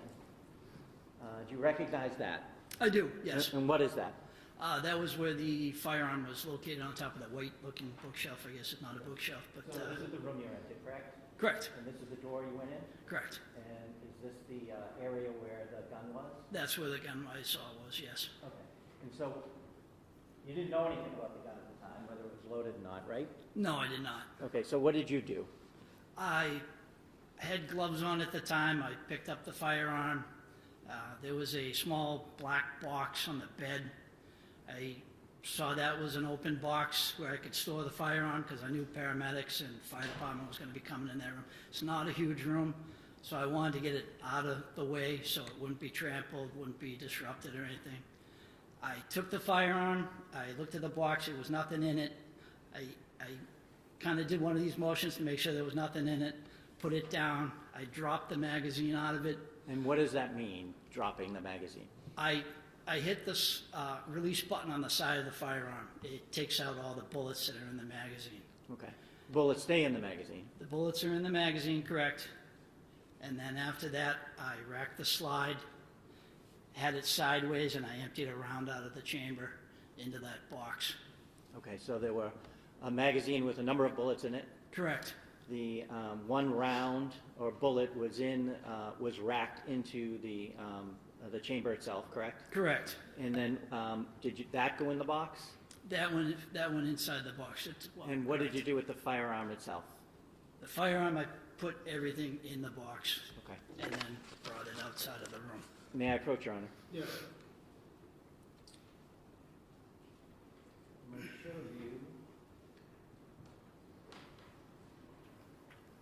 a picture and ask if you recognize what that is. Hold on one sec. So this is image not on. agreed to, so it's a picture that. Okay. is, All right. My question was, and you just answered it by your movement, was whether you wanted me to look at what was on the screen. No. All right. So you've handed him a photo. Do you recognize what that is? I do. What is it? It's the box that I placed the firearm on the ammunition in. Okay, can you see the firearm, the magazine, and the round itself? I can. Okay. Where is the pic? What did you do with the box after you placed the items in it? Like I said, it was a small room. The landing that was at the top of the stairs, I backed up out of that, and I put the box in the corner away where I kind of stood over it, made sure nobody messed with it as the fire department came up and down for medical aid. Thank you. Your Honor, I offer this picture is the next exhibit. Any objection? No, Your Honor. Okay.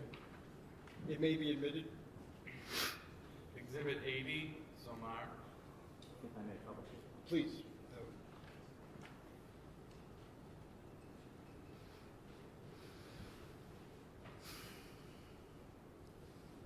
Is that in the position where you had placed the box itself on the landing? Yes. You said you stood guard over it. Until when?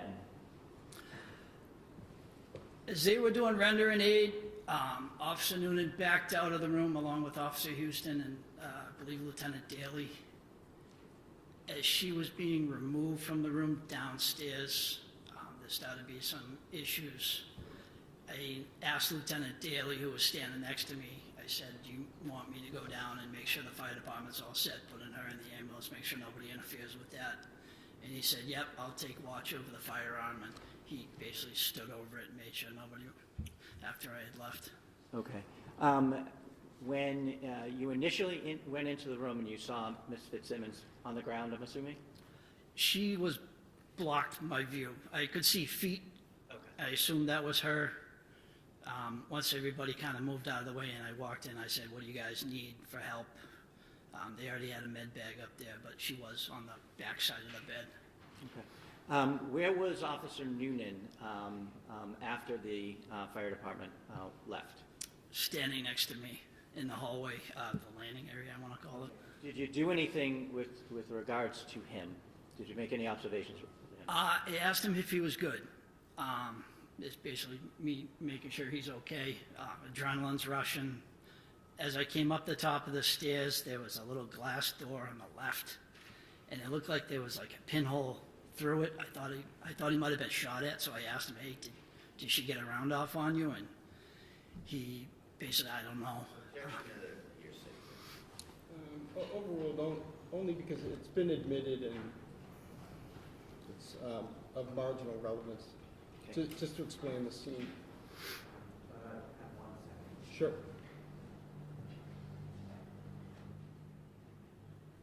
Nothing else, thank you. Okay. Cross?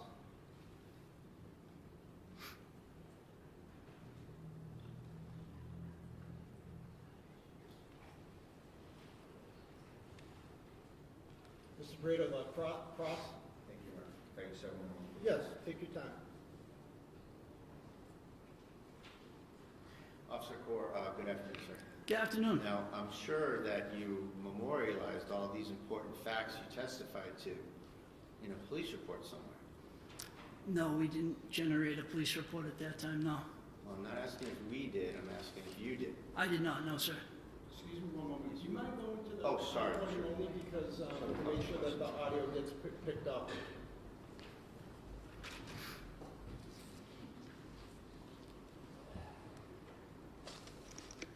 Everything you testified to was not memorialized by you in a police report, correct? No, I did not read a police report, no.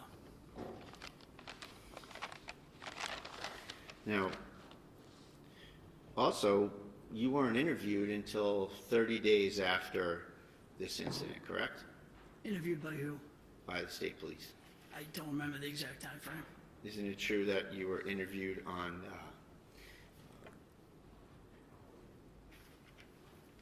July 30th? I don't know the exact date. If that's what you say it is, then I assume you're giving me correct information. I appreciate that. You were also working with Officer Nunan, correct? I work with him as a coworker. Did you work with him in that time interval? From when the incident to the happened to 30th? July 30th? July. He's on a different shift, but yeah, I do work with him. And did you speak with him about the case? I don't recall if we did. I'm sure we had talked at some point about if he was okay. Did you speak to him about what happened at the scene? Just yes or no? At the scene we did, absolutely. We were on the same scene. Okay. And did you speak with him in the days following? I couldn't tell you. I'm sure we at some point talked. And what about prior to your state police interview? I'm sure we talked at some point. So you spoke with him at the scene, spoke with him probably shortly after, and spoke with him prior to the interview as the interview approached. Is that fair to say? Yes. Thank you very much. Nothing further. Anything you do that? No. Okay. All right, thank you, officer. You may step down. You're welcome. Thank you. Come with you and call your next witness. Thank you, Your Honor. Michael Bonosauro, please.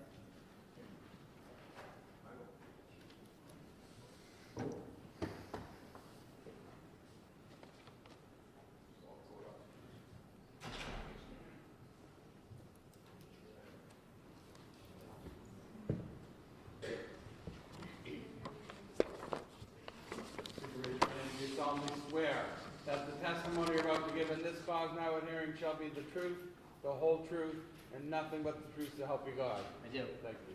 You may have a seat. Just pull yourself up to that mic. Thank you. May I? Yes, please. Good afternoon, sir. Afternoon. In a nice loud voice, if you could please state your name and spell your first and last name for the record. Sure. My name is Detective Lieutenant Michael Bonosauro. Last is spelled Bonasoro. How are you employed? I work for the Mass State Police. And what is your current assignment? I work for the Firearms Identification Section. How long have you worked for the Massachusetts State Police generally? Almost 20 years. If you could give us a brief recitation of your assignments within the State Police? All assignments are what I'm doing now. Start from when you graduated from the academy, briefly. Okay. All right, so graduated the academy in 2006. From there, was on the road for a few years, transferred into the Firearms Identification Section, stayed there for approximately 12 years, transferred out of there, went to the Narcotics Inspection Unit for a year and a half, went to the duty office for a few months, back to the Narcotics Inspection Unit, and then to Firearms Identification Section again to work as the Executive Officer and now the Unit Commander. And so how long has your current assignment with the Firearms Identification Unit been? Since I've been back, a little over 3 years. What does the Firearms Identification Unit do? So we have many responsibilities. So we respond to crime scenes, preserve the evidence, document the scene. We do microscopic comparisons of fired bullets as well as discharged casings. We attend autopsies, we destroy weapons, and we do functionality of weapon certifications. How many troopers are assigned to your unit statewide? There's a total of 18 of us assigned statewide. And what are your responsibilities as the detective lieutenant in charge? So I look at training, make sure we're up to accreditation standards for lab protocols, making sure all of our protocols are in line with the current definitions of mass general laws. I look at different aspects of how we respond to scenes, how we collect evidence, how we interpret evidence, looking at the definitions of firearms, ammunition, semi-automatic pistols, rifles, shotguns, assault weapons, different stuff like that. It's more of a managerial role. We're looking at making sure everybody has the training system and authorizing them to do the casework when they have achieved all of their training. And fair to say that you still, from time to time, respond to scenes yourself? Yes, so as of right now, we're down a few supervisors, so I took on the role of going to these more high-profile scenes to observe my other balloticians, collect evidence, as well as do some of the hands-on work myself. Can you briefly summarize some of the specialized training you've received over the years with respect to firearms? Sure. So when you go into the firearms identification, it's a 2-year apprenticeship program. You work with other senior balloticians. You're looking at casework, seeing how to do the casework, making sure it aligns with the protocols that we have documented.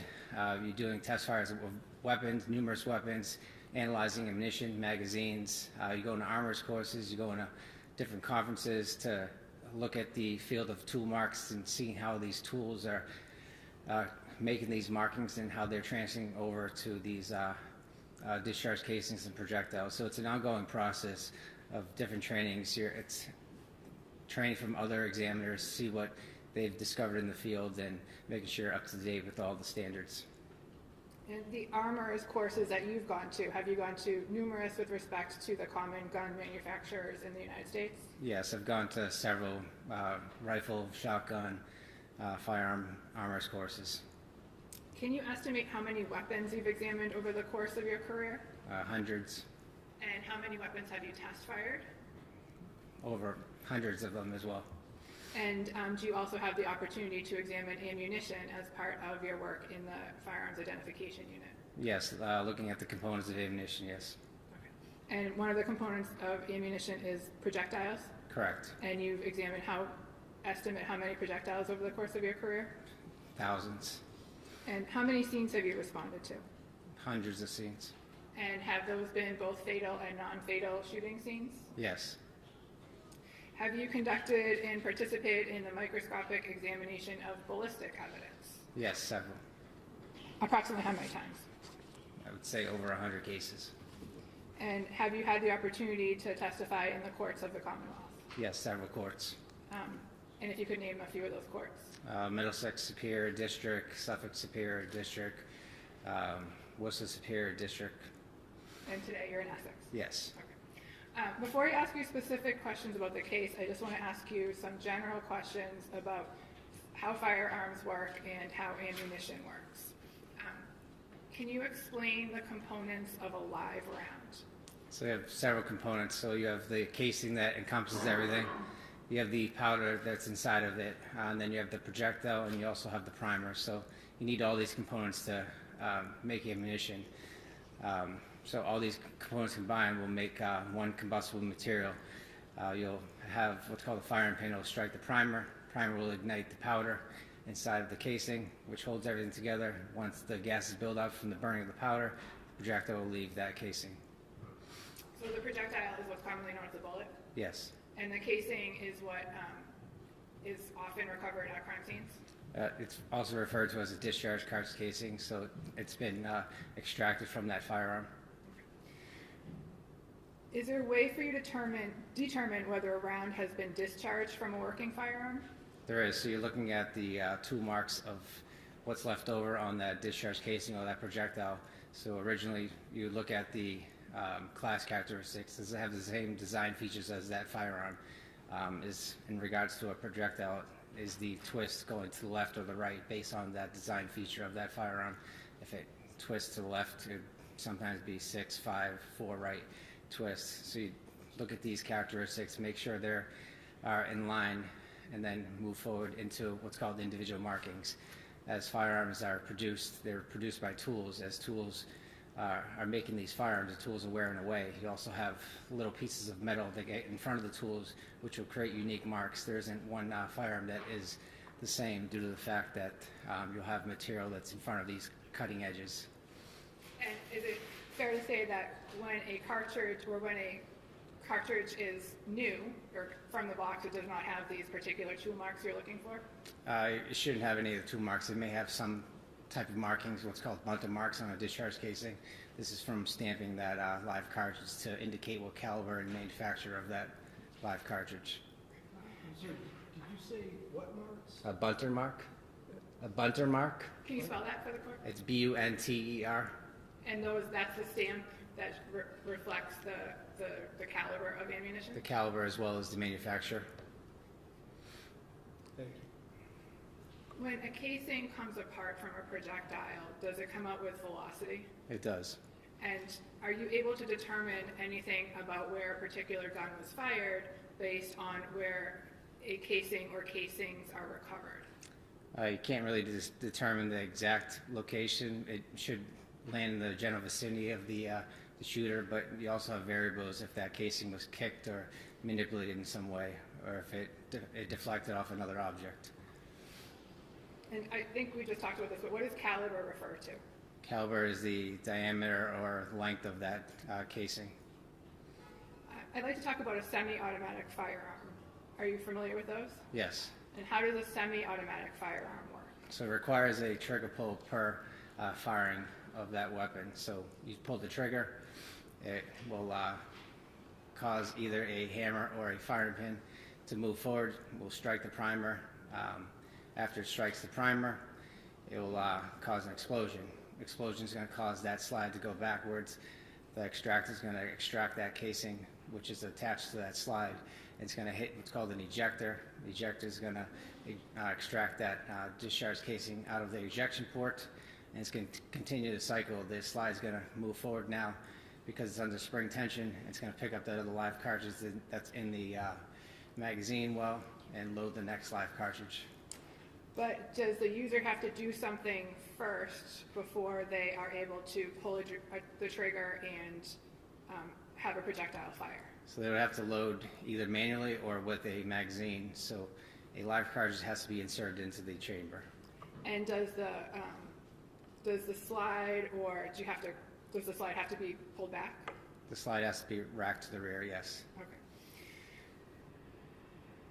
And so the slide has to be racked to the rear just one time before the shots are fired? Yeah, so you have to essentially cock the firearm. So you have to put some external force on that firing pin or that striker to hold it in place. When you pull the trigger, you're going to have that transfer bar or that trigger bar, whatever you want to call it, will actually drop.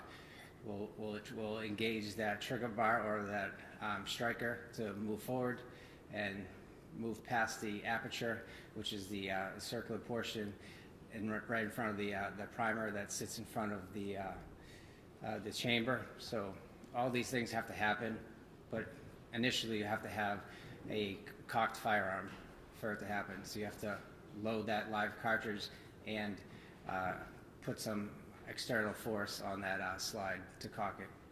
And is cartridge synonymous with magazine? Cartridge versus magazine, so a cartridge would seat in a magazine. So the cartridge holds the projectiles or casings in the magazine? Yes. Okay. And what part of the gun is the magazine? So it's an external piece that's inserted into a magazine well. So a user would take the magazine, enter a cartridge which contains the bullets, and then seat it in the handle of a semi-automatic weapon? So the person would load the ammunition inside of the magazine. The magazine will have a spring tension as well as a follower on top. That spring tension pushes that live cartridge to the top of that magazine at all times. That live cartridge is stripped by the slide or manipulated by putting that live cartridge in the chamber manually, but ultimately you do have to cock that weapon to fire it. I'd like to direct your attention to June 30th of last year. On that date, in the evening hours, did you get called to go somewhere? I did. Where did you get called to go? To a residence in North Andover. What information did you have when you arrived? Information I had was there was a police-involved shooting, which required a supervisor to attend the scene. And that's why you went? Yes. Okay. What time did you arrive? I don't recall exactly what time. It was in the evening hours. Did anyone else from your unit respond? Yes, I had a trooper, Chris Pierce, as well as trooper Andrew Valeri. And the three of you responded from the firearms identification unit? Yes. And what was your purpose on scene? We wanted to document the scene. We wanted to inventory all personnel that were involved in the shooting, whether they fired or not, to inventory their weapons, to account for all live cartridges. And again, is that standard procedure for an officer-involved shooting? Yes. When you responded, who was on scene? There was several detectives from the Essex County Detective Unit, as well as Andover police personnel. North Andover police personnel? North Andover, yes, Mike, sorry. Were you directed to a particular part of the house? I was. There was a particular part in the top of the stairs where there was a firearm located in a safe, as well as a bedroom where we recovered a 2 discharge casing as well as a projectile. And did you or someone from your unit or someone from the state police take photographs that evening? Yes, we had crimes and services photograph the scene.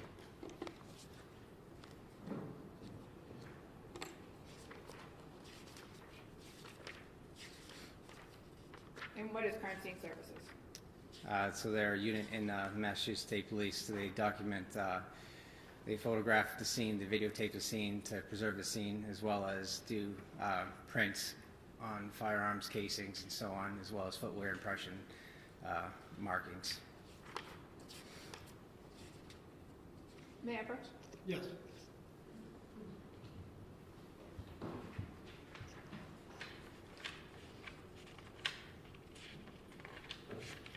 Sir, I'm showing you 9 photographs. I just ask that you take a look at those and let me know when you're done. While you're doing that, Counsel, Mr. Breda, will the defense be objecting to any of these? I don't know what counsel has up there. Okay, thanks. I thought there was an objection. Okay, perhaps when, hold on one second. Perhaps when you're done, when the witness is done, if you can show them to Mr. Bradel, and if, to the extent that you were able to mark a few, and you can object to a few, or all of them, or.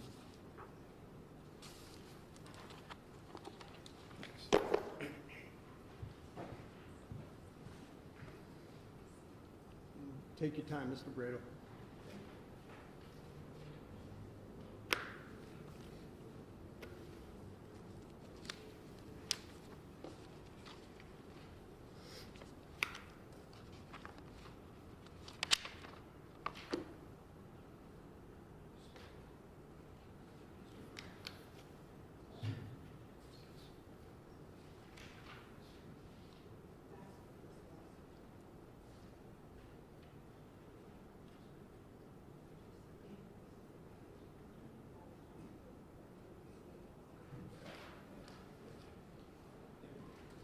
I understand there's no objection. No objection. Okay, let's have Mr. Lane mark those individually.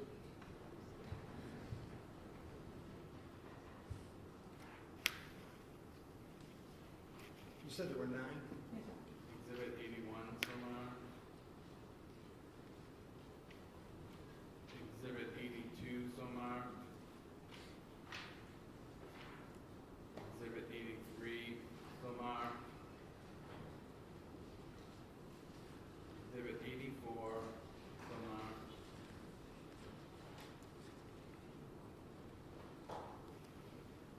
Exhibit 85 somewhere. 86 somewhere.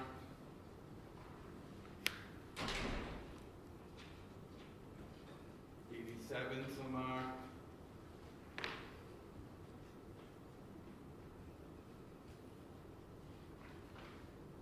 88 somewhere. 89 somewhere. Thank you. May I publish them, Your Honor? Yes, please.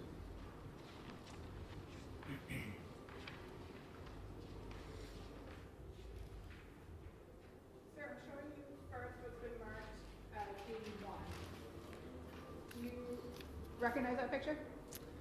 The picture dictates plaque number 3. I believe there was a discharge casing around that vicinity of plaque number 3. Sir, what number was that again? 81. 81, thank you. Is Exhibit 82 a different angle of that same, you were trying to photograph that same discharge cartridge casing? It is. Showing you exhibit 83. What does picture 83 show? Discharge cartridge casing with the closer-up appearance. Has it been moved? I believe it has been moved. And why would it been moved? Where it was located, it was kind of in a confined space in the corner of the room.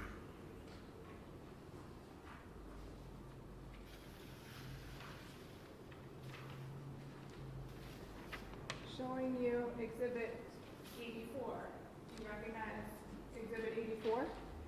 Yes, it's where a spent projectile was recovered right above the air conditioning unit inside the curtains.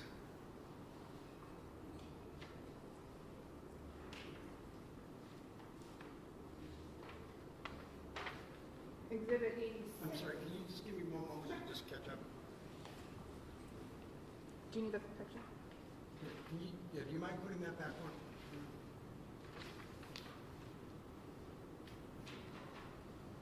Okay, thank you.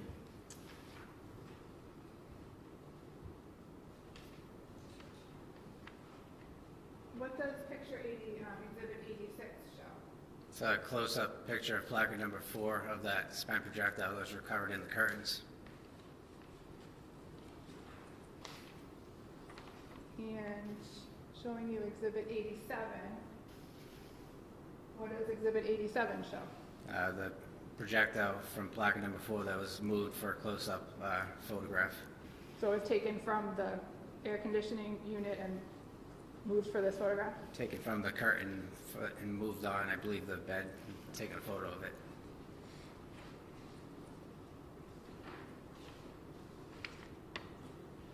Showing you exhibit 89. What does exhibit 89 show? It's where a projectile possibly struck. We looked at the air conditioner inside and to the rear of it. They had a hole consistent with a strike on the outside of that air conditioner. Can't determine exactly, but it appeared to be a projectile strike, and there was another hole on the exterior or the back end of that air conditioner as well. And is that what exhibit 88 shows? Yes. And did you ever find a projectile associated with this air conditioner, the one that struck the air conditioner? I did not. That last photo, that one there, is that 85? 88. I'm sorry, 88? Thank you.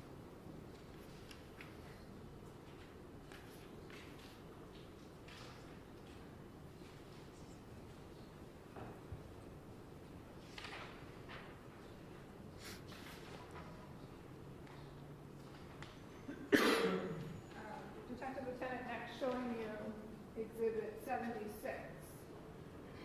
Do you recognize what's depicted in exhibit 76?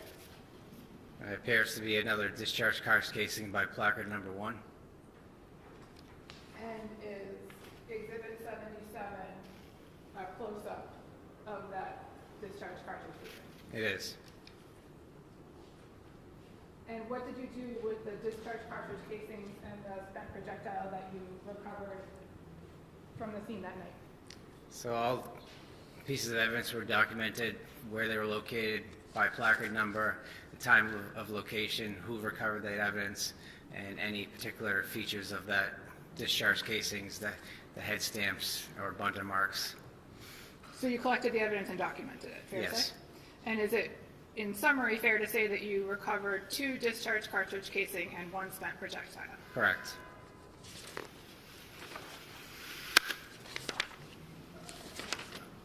I'm sorry, I was distracted. Can you ask that question again? Sure. In summary, is it fair to say that you recovered 2 discharged cartridge casings and 1 spent projectile that night? That's correct. Thank you.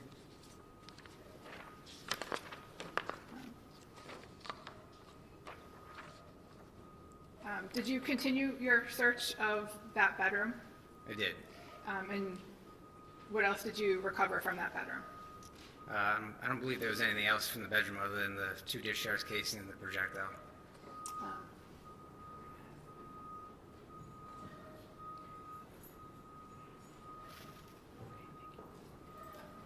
May I approach, Your Honor? Yes.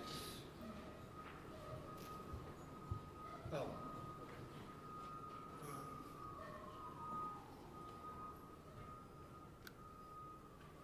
Let's, we'll take a 5-minute recess. All rise. Let's deal with a 5-minute recess. Please don't exit the door.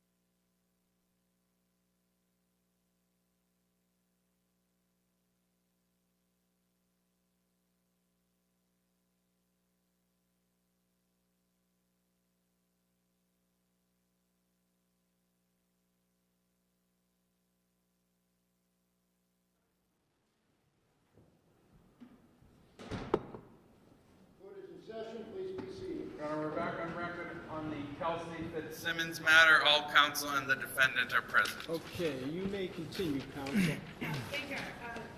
Detective Lieutenant, is it true that you took possession of a number of firearms the night of June 30th, 2025?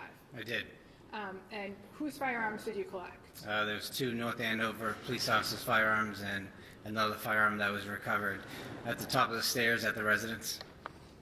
And the 2 North Andover police officers, was that Tim Houston and Patrick Noonan? Yes. And did you also inspect Lieutenant Daly's firearm on scene? I did. And what did you determine with respect to Lieutenant Daly's firearm? He had... Well, I'm sorry. This almost only happens in Lawrence. But the window's open over here, and which is what we need for, because of our HVAC, but I'm having trouble hearing. Do you mind closing that? Sorry, and you're going to have to repeat those last question and answer. I didn't.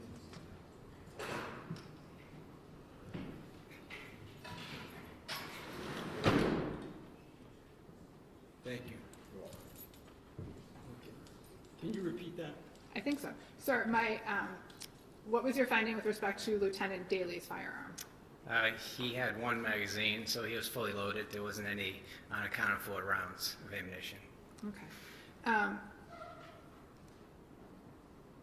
Wait, I'm confused because I thought you took Officer Houston and Officer Noonan is what I wrote down, but is that? Fair to say you took Officer Houston's firearm and Officer Noonan's firearm? Correct. And did you take Lieutenant Daly's firearm? I did not. Did you just examine the number of bullets in his magazine? Yes, Well, she's leading because the judge was distracted by the outside noise. So, and I'll allow you to do so as well, Mr. Brady. So overruled. All right. So now I understand. Thank you. And sir, I'm next going to ask you if you recognize what's shown in Exhibit 10. Yes, that is the firearm at the top of the stairs, as well as a magazine with numerous live cartridges in it, as well as 1 loose live cartridge. Is this the loose live cartridge here? It is.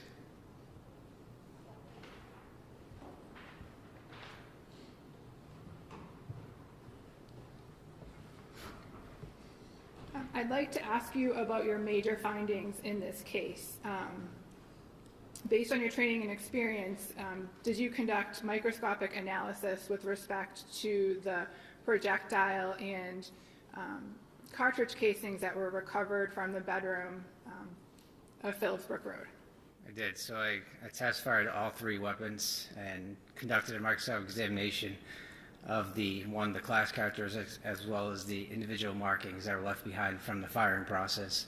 I was able to conclude that the weapon that was fired by Officer Noonan created the discharge casings that were recovered in the bedroom, as well as the spent projectile that was recovered above the air conditioner.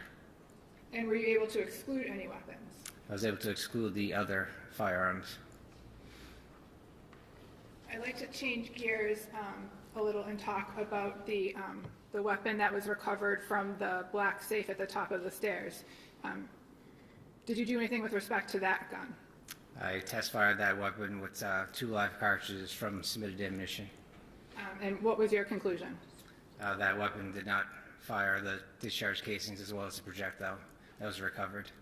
So the gun from the black safe was also excluded from the discharge casings and the projectile that were recovered from the bedroom? Correct. But did the gun operate? It did operate, yes. Was there any problems with its operation? There was no malfunctions. Did you bring with you today a box? I did. And what is contained within that box? I believe it was the that Glock firearm that was in question that was recovered at the top of the stairs. Is that box packaged in the standard way that the ballistic unit packages firearms? It is. If you could open the box and explain what is in the what's contained within.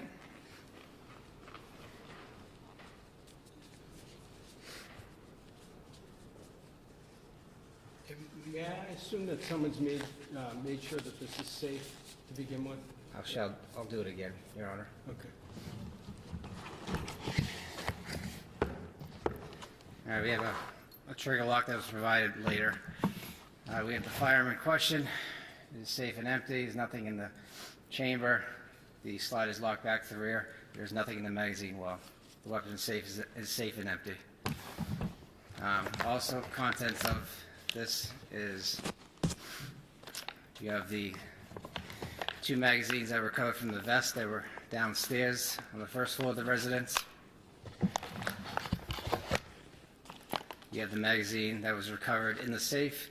It was originally loaded with 16 live cartridges. And you have 2 test fires that are conducted using that live ammunition from that magazine, as well as the single loose live cartridge that was recovered in the safe. Are you going to ask more questions about that? Because I couldn't keep up. Or should I have them repeated? No, I will ask more questions. Okay, thank you. But in the meantime, may the box and the contents be marked for, as an exhibit? Yeah, let's. We're gonna have to do them individually. I don't want the ammunition to be with the firearm. So let's do that, Mr. Ruane. And also, any objection if he puts, Mr. Bradle, if he puts the trigger lock on there? No, Judge. I don't know. Are you able to even? Object to leading either for this. I don't object to any leading for this kind of stuff. I would ask that you just wait to Sure. put the trigger lock on, certainly before it's submitted. Sure. Thank you. How about we do the gun in the box, and then the rest we can mark, tag individually? Sure.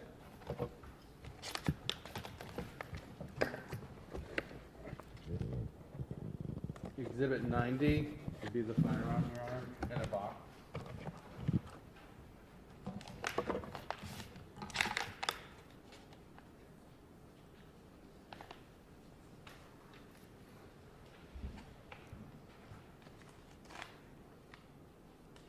This is a magazine. 91 is a magazine, Your Honor.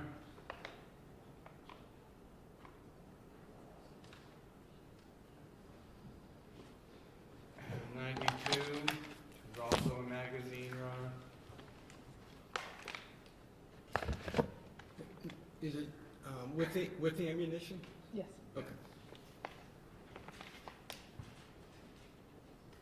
93 is the magazine. 93 is a magazine with ammunition.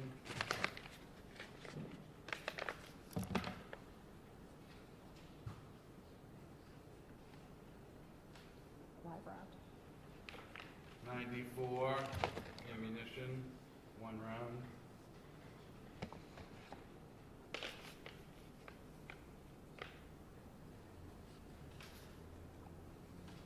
Test fire. 95 test fired ammunition. 96 test fired ammunition.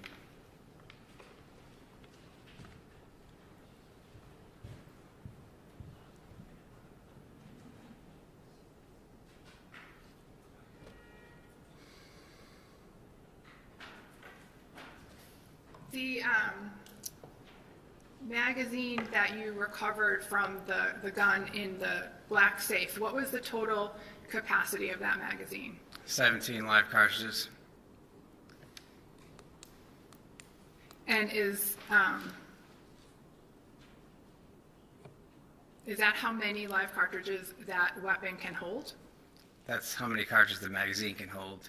So what's called a top-off method. So you load the magazine with the 7 live cartridges, you chamber around, you take the magazine out of the magazine well, and then insert another live cartridge. So essentially the magazine will be fully loaded with 7, and then there will be 1 live cartridge in the chamber.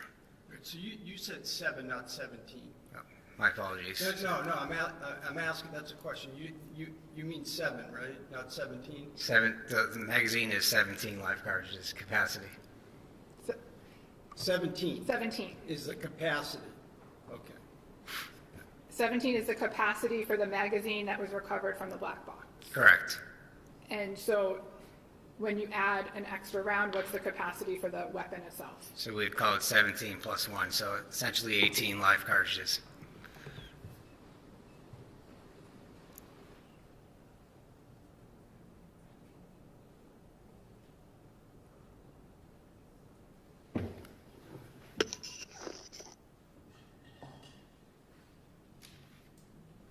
So getting back to that, in that black box, in this,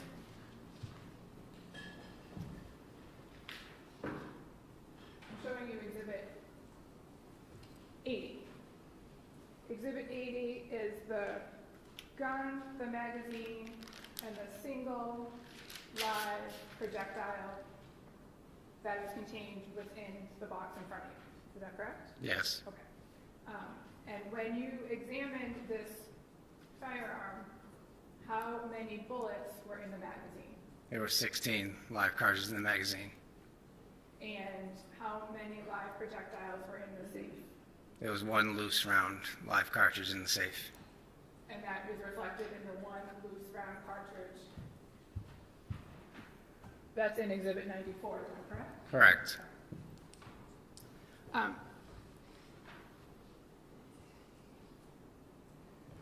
Are you familiar with the term dry fire? I am. What's that mean? So you are cycling the weapon without a live cartridge in the chamber. So all the same steps are going to happen. You're going to cock that weapon. It's going to have that trigger bar or that striker be sent to the rear. It's going to be held in tension by that trigger bar. When you depress the trigger, it's going to create that trigger bar to drop. The firing pin is going to move forward through the aperture and potentially strike any live cartridge that's in the chamber. And what happens if there's not a live cartridge in the chamber? So you'll hear an audible click. With the court's permission, may Detective Lieutenant demonstrate? Any objection? No. Demonstrate with... A dry fire with no projectile in the weapon at all, no projectile particularly in the chamber. Yes. So if you could stand up and demonstrate. Right. Again, there's nothing in the magazine well, nothing in the chamber currently. So the weapon currently is cocked. You'd move the slide forward, still in the cocked position. You still have that trigger bar, it's moved backwards. And then when you pull the trigger, you'll hear an audible click because it's releasing that striker. That striker is going to move forward and hit where the aperture where the firing pin would protrude. So you'll hear the click. And then in order to reset it, so right now you have a dead trigger, it's not going to do anything. Again, pull the trigger, audible click. And that's what you'll hear. If you have nothing, if it's halfway, you'll have a click as well. So if it's not all the way chambered, it'll click as well. So what we call it is out of battery. So the weapon is locked to the rear. You'll have the slide forward. Now the weapon is battery. So you have an enclosed live cartridge. There's nowhere for that live cartridge to go when it's fired, but out the barrel. And I'm sorry, the term that you used, battery? It's out of, so once the live cartridge is loaded, that weapon is now in battery. So you have the breech that is right behind that live cartridge. So when you fire that weapon, an explosion is going to happen. So you're going to have the firing pin is going to hit that primer. Primer is going to ignite the powder. Powder is going to build up gases. Projectors are going to go down simultaneously. You're going to have an explosion, which is going to cause that slide to go backwards.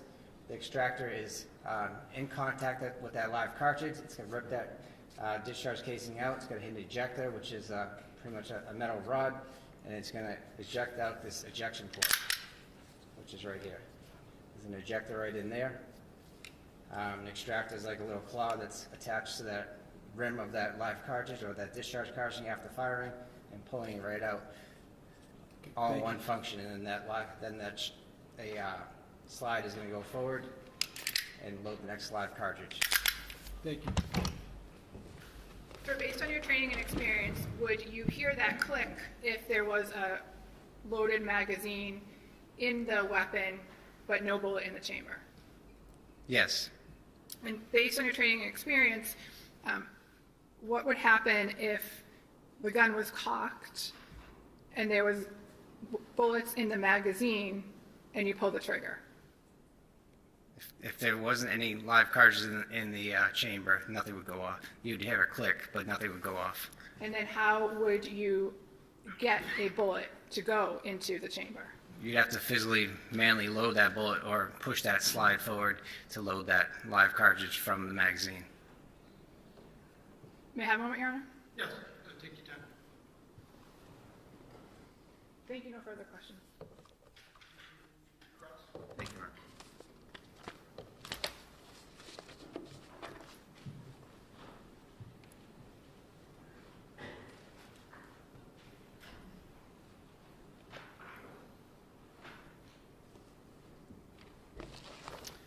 Hello, sir. Afternoon. Lieutenant Detective Bonosauro, do I have that right? Detective Lieutenant Bonosauro. Bonosauro, nice to meet you. We have never spoken before, correct? Correct. So, what's a head stamp on a cartridge? It's the indicator that tells you the caliber and the manufacturer. Was that something that you took note of for all the cartridges in this case? Yes. And and you can look at any of your reports if you like, or anything you need to look at, you can just let me know. Or you can just go right ahead and do it. Do you have your reports with you? I don't have them with me now. Okay. And let me know when I can show you. In this case, relative to the spent projectiles that you recovered and the loose round you recovered, did you check the head stamps of those? All head stamps were recorded on all evidence, yes. And they're on your ballistics worksheets, right? Yes. And if you need to look, just let me know. All the head stamps for all these cartridges were the same, right? I believe so. It was Hornady 9mm? Yes. Okay. And so, just out of an abundance of caution, I don't want you to believe so. I want you to look and just tell me. Is that all right? Yes, that's it. I'm pretty sure I'm giving you everything. And if I don't, just let me know.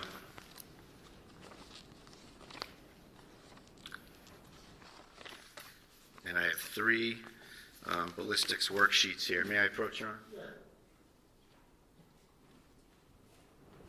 I'm going to show you those. Take a look. Take all the time. And then, just so I'm clear, Mr. Breda, the question is whether all the ammunition recovered had the same head stamp? Yes. Okay, Correct, thank Your you. Honor. So with respect to, actually, I should qualify that a little more, Your Honor. Sure. The question was, the 2 spent projectiles and the loose round, do they all have the same head stamp? The 2 discharge casing as well as the loose live cartridges all have the same Hornady head stamp. And I apologize, and you just corrected me. I said spent projectiles. That's wrong, isn't it? Correct. So I should rephrase that, Your Honor. The 1 live round, live cartridge, and the 2 shell casings all had the same head stamp. Correct. Thank you. And I said that right that time, right? Yes. All right, thank you. I'm just going to retrieve those from you. Sure.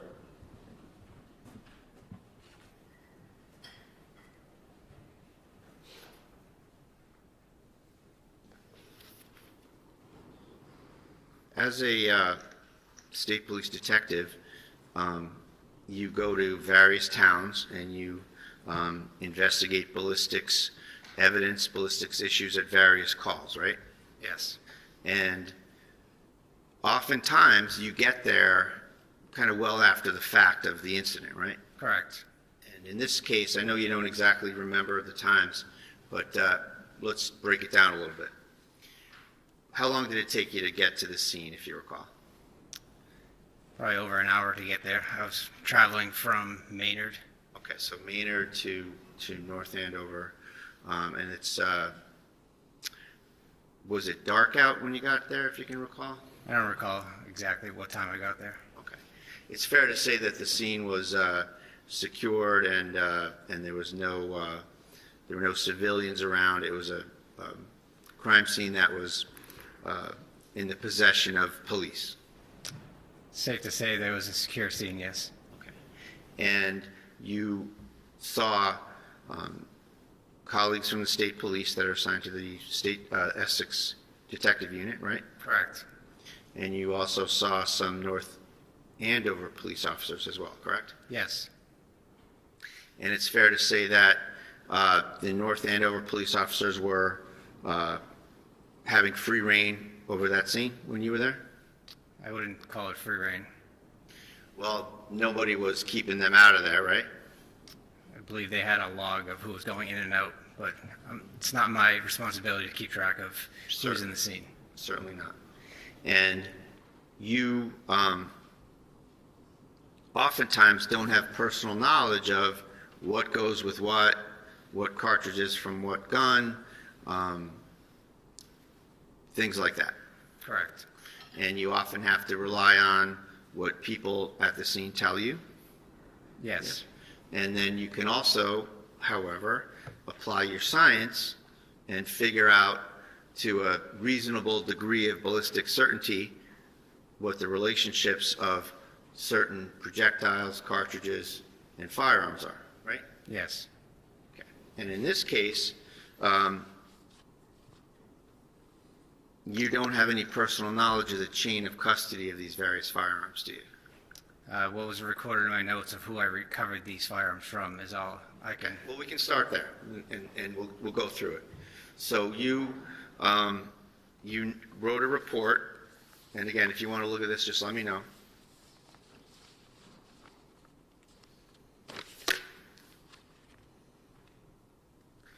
You wrote a report that involved 3 Glock firearms, right? Yes. Okay. And actually, it might be quicker, Judge, if I give him one of these, so I don't have to keep going back and forth with that. That's fine.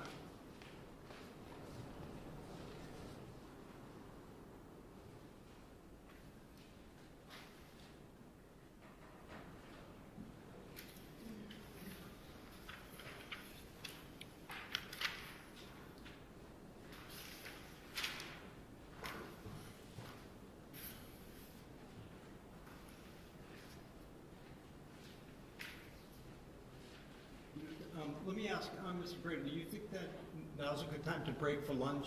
Do you think? Sure, And then, that's fine, Judge, and I'll have the paperwork for him, and we can just go without having to go back. Yeah, maybe let's do that. So Thank you. we'll stand in recess and let's start back up at 5 of 2. Should we have him All put right. the gun lock on? Stand in lunch recess. Should you put the gun lock on? Yeah, do. Okay.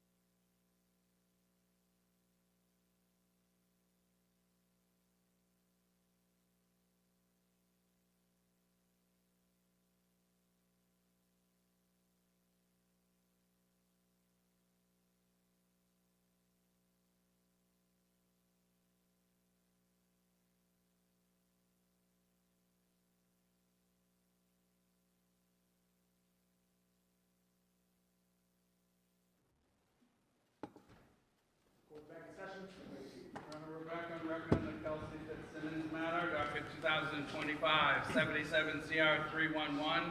All counsel and the defendant are present. Okay, I think we left off during cross. Yes. May I resume, Your Honor? Yes, please. Thank you. Lieutenant Detective Bonosauro, you have a copy of your report, right? I do. Okay. And there's other documents too. You have worksheets and other items, correct? Correct. So if you need anything, just let me know and we can share anything you need, okay? Okay.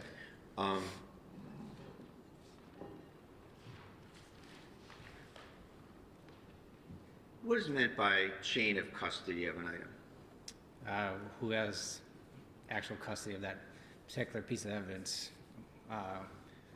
It's moved from one location to another or one person to another. Okay. So as a piece of evidence kind of goes through the investigative process, sometimes it can be important to make sure you know who had it, where did it go, as it goes through, right? Correct.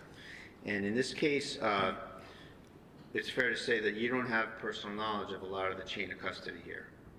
I have personal knowledge of who I received the firearms from. Right, okay. And we'll go through that. And I'm not questioning, in terms of chain of custody, you and the state police going forward from when you left the crime scene. I want to ask you some questions about chain of custody at the scene, okay? Who did you get, and again, you can refer to your report here. Item 1-1 is a Glock 47, and we'll just use the last three numbers of the serial number, 269. Who did you get that from? What was the item number again? 1-1, Your Honor. Thank you. Yep. And the last three digits of the serial number are 269. Thank you. And so that gun, and again, you can look on your papers, anything you want. Do you know who you got that from? If I could see my notes, the worksheet Sure. notes Yep. from the crime scene. Sure.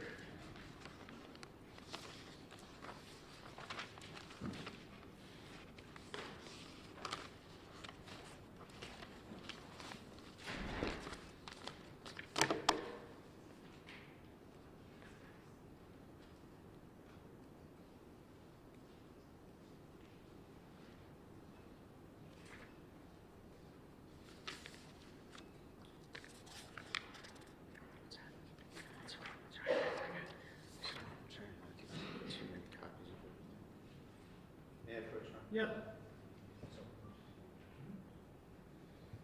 me see if I got this right. These would be the notes, right? And this is just another copy of that report. Yes.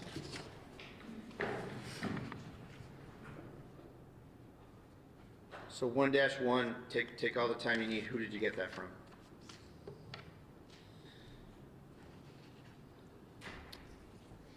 It was received from Detective Lieutenant Michael Davis. Okay, and who's he? He works for North Andover. All right. And do you know whose gun that is identified to from the incident? Based on the serial number, I was told it was Officer Nunan's weapon. Okay. And are there some notes in that packet you have there from you that indicate that Chief Gray had that gun for a while? Yes. And what are the indications that, how did Chief Gray come to get Nunan's gun? I was told that he had custody of the weapon and he unloaded the weapon at some point and he put the live cartridge that was in the chamber back into the magazine. Okay, so Chief Gray is manipulating Nunan's firearm. And I mean the word manipulating in the physical sense. Yes, this is what I was told. Okay. And then it goes to who? Lieutenant Reardon, was it? Detective Lieutenant Michael Davis. Davis, sorry. And then Davis gives it to you? Yes. And that's just what you have documented, right? You don't have any knowledge of any other people having it, right? Correct. Presumably Nunan had it since it was his firearm at some point. Presumably. And, all right, so that's 1-1. And item 1-2 is a box magazine from item 1-1, correct? Yes. And it's got 16 cartridges in it, and the capacity is 17, right? Yes. And so you say right in your report, from item 1-1, so it's the magazine from Noonan's gun, right? Yes. Okay. Then 1-3 is a little different, isn't it? Yes. You write there, one removable box magazine from, but then you didn't fill in who it's from, right? Yes, that was an error on the administrative portion of the report. Okay. And just so we're clear, this is your report? Correct. Yes. Okay. So it was never noted where the 1-3 is from, correct? In terms of the gun.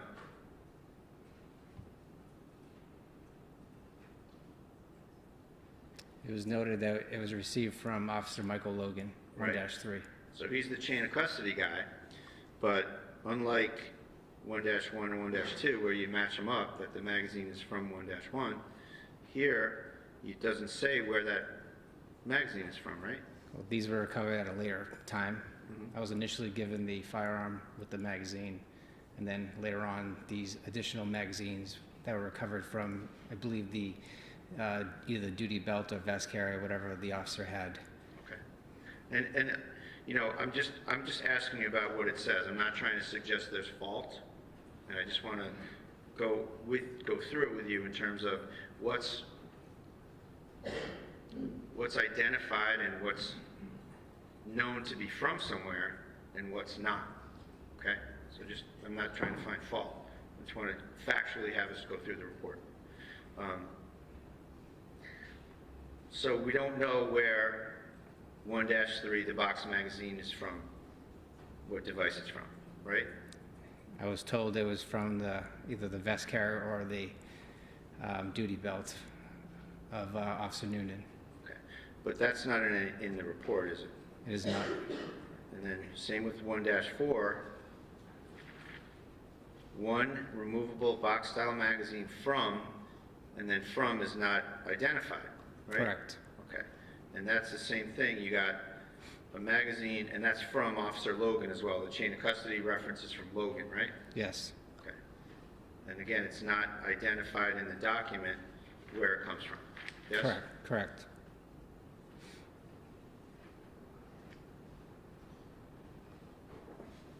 Then 1-5 is another Glock 47.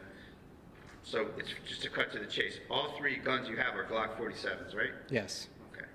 And that's a semi-automatic firearm that was, to your understanding, issued to the North Andover Police? Yes.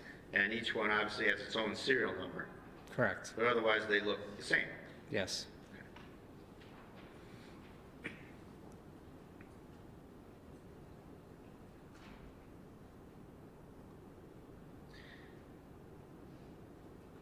Going to 1-7, you have two removable box-style magazines that you received, and the chain of custody guy is Michael Logan, but it doesn't say what firearm they were in the vicinity of or near, correct?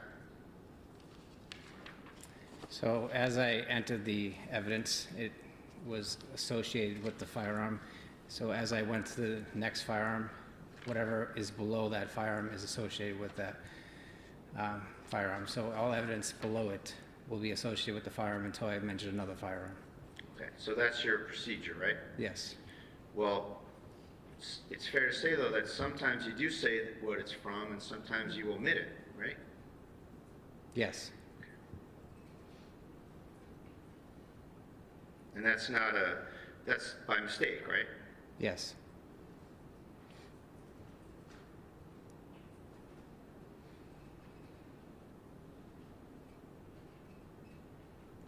And then you have 1-9, which is another Glock 47. Last three serial number is 315, right? Correct.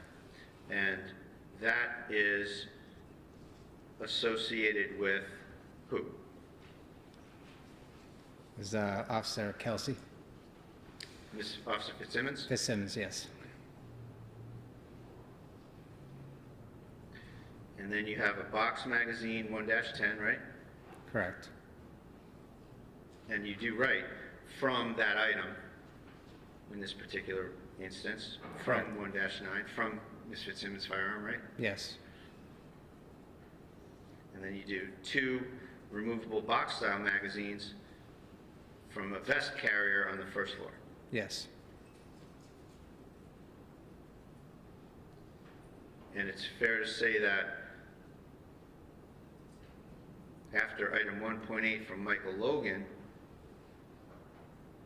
that's the last reference to the chain of custody person you received items from, right? Correct.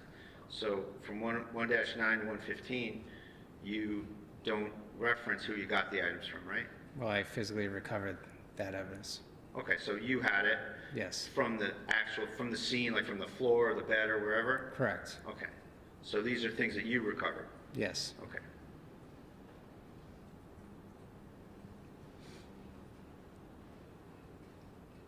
Then we get to some discharge cartridges and a live cartridge, 1-12, 13, and 14, right? Correct. And they're all, as we went over, they're all head stamped the same, right? Yes. And then you have 115, the last item, is a spent projectile, so like a bullet, a spent bullet from above the air conditioner. Correct. And you recovered that yourself. Yes. Okay. Now, with respect to the live cartridge, the discharge cartridge at 113, and the discharge cartridge at 114, it's fair to say that you applied science, I'm going to just keep it vague for a second, that you applied some science to the 2 discharge cartridge casings, right? I was looking for agreement of individual markings, yes. Right, so you used some science. Yes. Just to start real basic here. And you were able to identify those 2 discharge casings to item 1-1, right? Correct. And 1-1, you know to be Nunan's Glock, right? Yes. Now, it's fair to say that with respect to the live round recovered from the hallway safe, it's fair to say that you didn't apply any science to that item, correct? Correct. So there's no science, unlike the other 2, unlike the discharge casing in 114, the discharge casing in 113, unlike those, the live cartridge, there's no scientific basis for you to say what gun that came from, right? Correct. And it's fair to say that there were, and again, I'm not trying to find fault. Nobody asked you to apply any science to that item, right? Correct. So there were some various scientific methods that you could use to determine where that came from, right?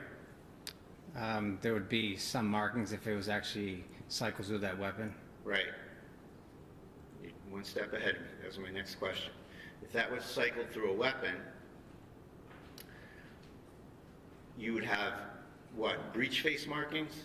No, you would have what's called extractor markings, possibly ejector markings, as well as you may have magazine marks. Okay. And just to kind of bottom line it, that means that if someone had, if that cartridge was in the chamber of Ms. Fitzsimmons' weapon, and it was made safe by cycling it out, right?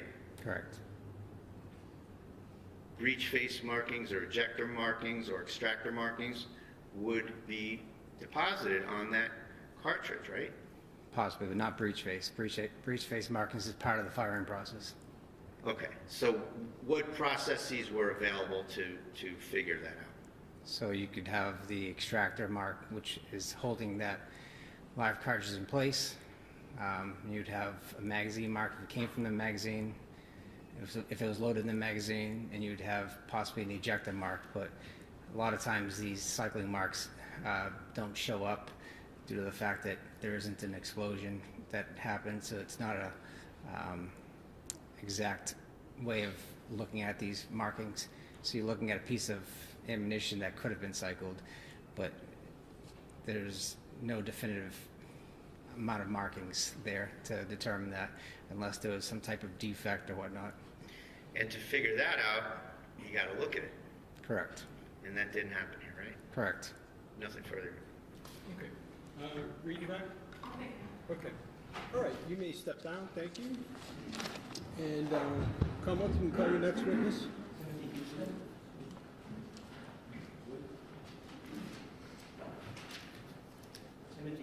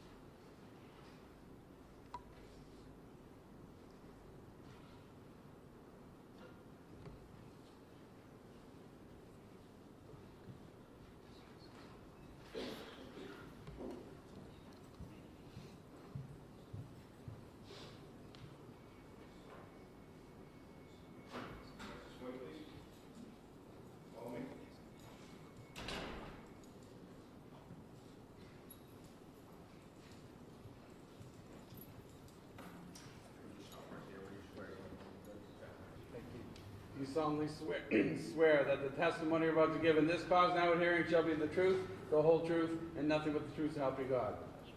Just watch your step right there. If you could try to speak up nice and loud, right directly into this microphone so the judge can hear you. Yeah. Good afternoon. Good afternoon. Sir, in a loud, clear voice, can you please introduce yourself? Spell your first name and your last name. Officer Timothy Houston, Timothyhouston. And, sir, what do you do for a living?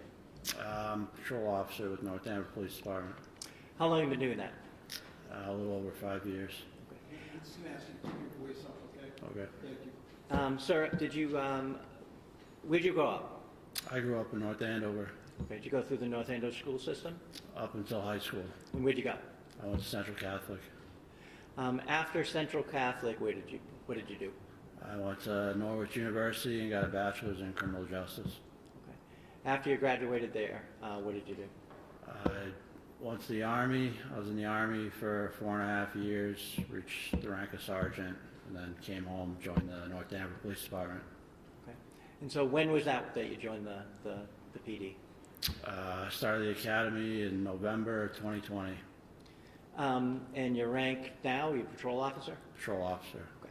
Can you tell us a little bit about your duties as a patrol officer? I worked a 4 to 12 shift. I started on midnights. I've been on 4 to 12. I think it's my 3rd year. It's basically if you're not answering calls, you're on the road, watching traffic, things of that nature. I'm going to jump back for a second and just talk about your military service. You were in the Army, you said? That's correct. Okay. And what did you do there? I was a cavalry scout. Okay. And what did that entail? I mean, I had different positions. The job itself, you mainly focused on reconnaissance. While I was there, I started as a dismount. Then I moved up to a gunner, and then I was a dismount team leader, and then I was a gunner for the lieutenants in the platoon. That's pretty much it. Where were you stationed? I was at Fort Lewis, Washington. Okay. Now we're going to jump back to the PD, okay? Okay. Do you know a person by the name of Kelsey Fitzsimmons? I do. How do you know her? We worked together briefly. I mean, she was in the academy. I can't remember how long she was out of the academy, but she was FTOing for a while, and she was FTOing on my shift. And then she finished FTO, and she worked on our shift for a brief period of time. Okay. FTO, what do you mean by that? So she was under a field training officer. So she was riding around with somebody while she got used to the job, learned. Did she ever ride around with you? No, she did not. Okay. Did you know her socially at all? Yeah. I was invited to her wedding. We kept in touch when she went on leave. Tried to keep her in the loop. Spoke with her, kind of, trying to get everybody together before her wedding. Her wedding was a decent amount of time away, and while she was out of work, we obviously didn't see her as much. So we had been working on planning something with some of the guys from work, people bringing their spouses, their dogs, and trying to figure out something, but it never happened. Okay. Did you know her fiance? I met him at the engagement party. Other than that, I'd see him, on calls if we had the FD, but I don't know him that well. Okay. So I'm going to turn your attention to June 30th of last year. Were you working that day? Yes. Okay. And at some point, did you get in touch by Lieutenant Daly? Yes. Okay. And what was the nature of that communication? He called me and said, Justin filed an RO against Kelsey. He wanted me and Officer Nunan to go to the house and serve the RO, which required Justin picking up their baby and confiscating our firearms. Okay. How did he get in touch with you? Do you remember? By cell phone. Okay. Did he ask you to do anything in particular about Officer Nunan? Initially, he told me to drive past Kelsey's house and see if she was home. Okay. Did you do that? I did. And you knew where she lived? Yes. Did she park in a particular place usually? So normally, yes, she would park in front of her house if she was home. I found her car 50 to 100 yards down the road, kind of in the school lot, kind of tucked away. Okay. Did you relay that information to Lieutenant Daly at that point? I did. Okay. And at the point that you saw her car, had you already talked to Officer Nunan? After I called Lieutenant Daly and told him about her car being out of, and it parked in a strange way, I called Officer Nunan. Okay. And what did you tell him? I said, hey, what's going on? He hadn't talked to Lieutenant Daly yet, so he had no idea what was going on. So I told him to meet me in the parking lot, and I'd go over it with him. Okay. And did he do that? He did. Did he get there before Lieutenant Daly did, if you remember? Yes, he did. Okay. Did you inform him of what was going on? I did. At some point, did Lieutenant Daly also meet up with you in that particular spot? Yes. Okay. Did you talk about a plan as to how you were going to handle serving the order? My only memory is what I updated Officer Nunan with, just the circumstances of why we're going there and concerns that we had, but I don't remember what the exact plan was. I think it was assumed that Lieutenant Daly would do most of the talking. Okay. And you said your concerns. What were your concerns? We were aware that she had been sectioned before, so, obviously it's a tough position for her, finding out, there's an order in place, we're taking her firearms, we had to take the baby, give them to Justin, so we thought with her past being sectioned, she might not take that news very well, and, we weren't sure what was going to happen. Okay. Had you served restraining orders yourself before? Yes. Okay. Now, at some point, did you go over to 125 Phillips Brook Road? Yes, we did. And the three of you? Yes. Did you go in together? Yes. All right. Can you tell us what happened as you approached the house? And take us from there. So we parked off to the side of the house, out of view. of the house itself. We walked around, knocked on the front door, or the side porch door, whatever. Had you ever been in that home before? I don't think I'd ever been in the home, no. When you knocked or rang, I'm sorry, I forget what you said. I don't remember. Okay. Did someone answer? Yes, Kelsey answered. Okay. Did she have the baby with her? She did. Okay. So what happened then? She wasn't sure why we were there. Lieutenant Daly kind of had the paperwork in his hand. She invited us in, and Lieutenant Daly just started explaining why we were there and what was going on. Okay. Where in the house did you go? So we went into the living room. Okay. Did you remain standing? Was she seated? What happened with the baby? Can you describe what happened there? So Lieutenant Daly asked her to take a seat on one of the couches.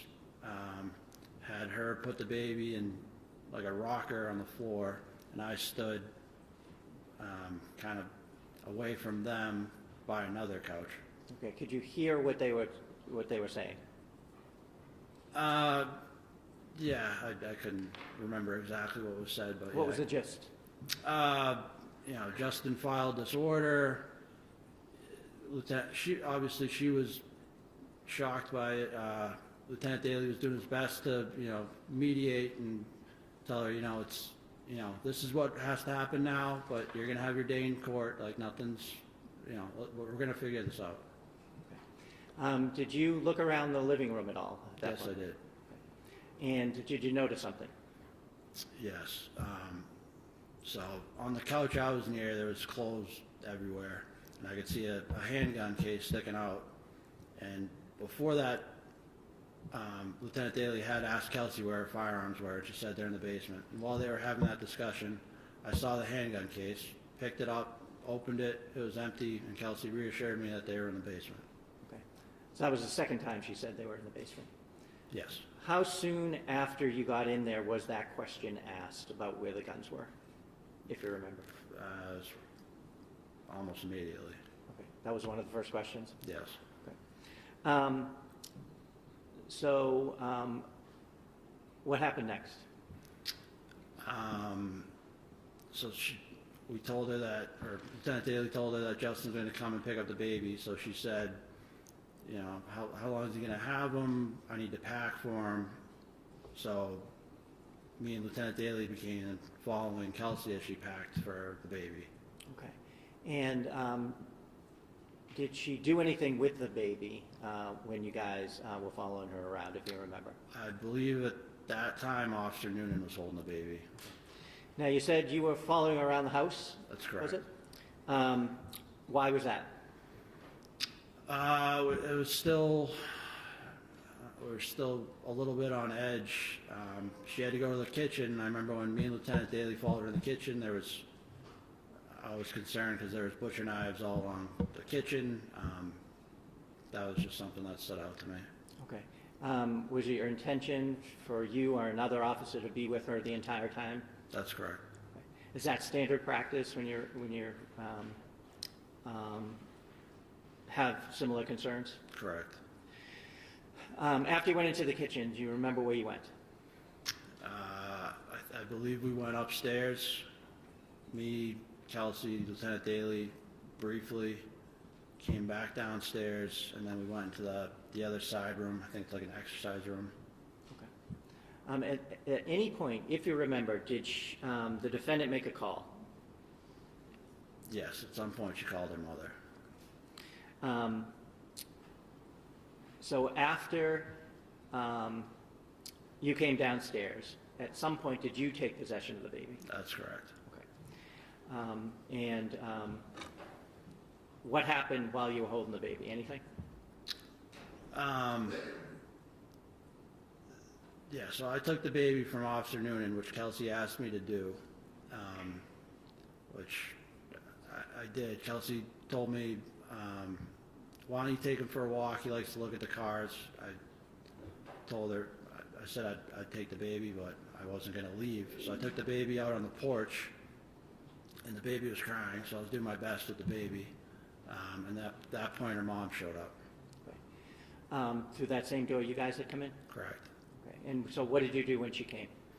I peeked in, I told Lieutenant Daly, like, the mom's here, why don't we give her the baby, and we invited the mom in. After the mom came in and you handed the baby to her, did you stay in the immediate area or did you go somewhere? So once the mom came in, she was pretty upset with us, but Lieutenant Daly explained the situation to her. So at that point, me and Officer Nunan followed Kelsey upstairs so she could pack more things. Describe upstairs, if you would. There's a landing. It's a T hallway. Hold on a second. Yeah.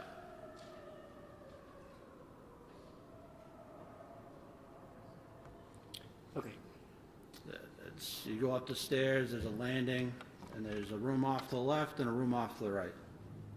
And could you describe the room off to the left? It's got I believe it's the baby's room, has a crib in it. And how about the room to the right? That would be Kelsey's bedroom. Now,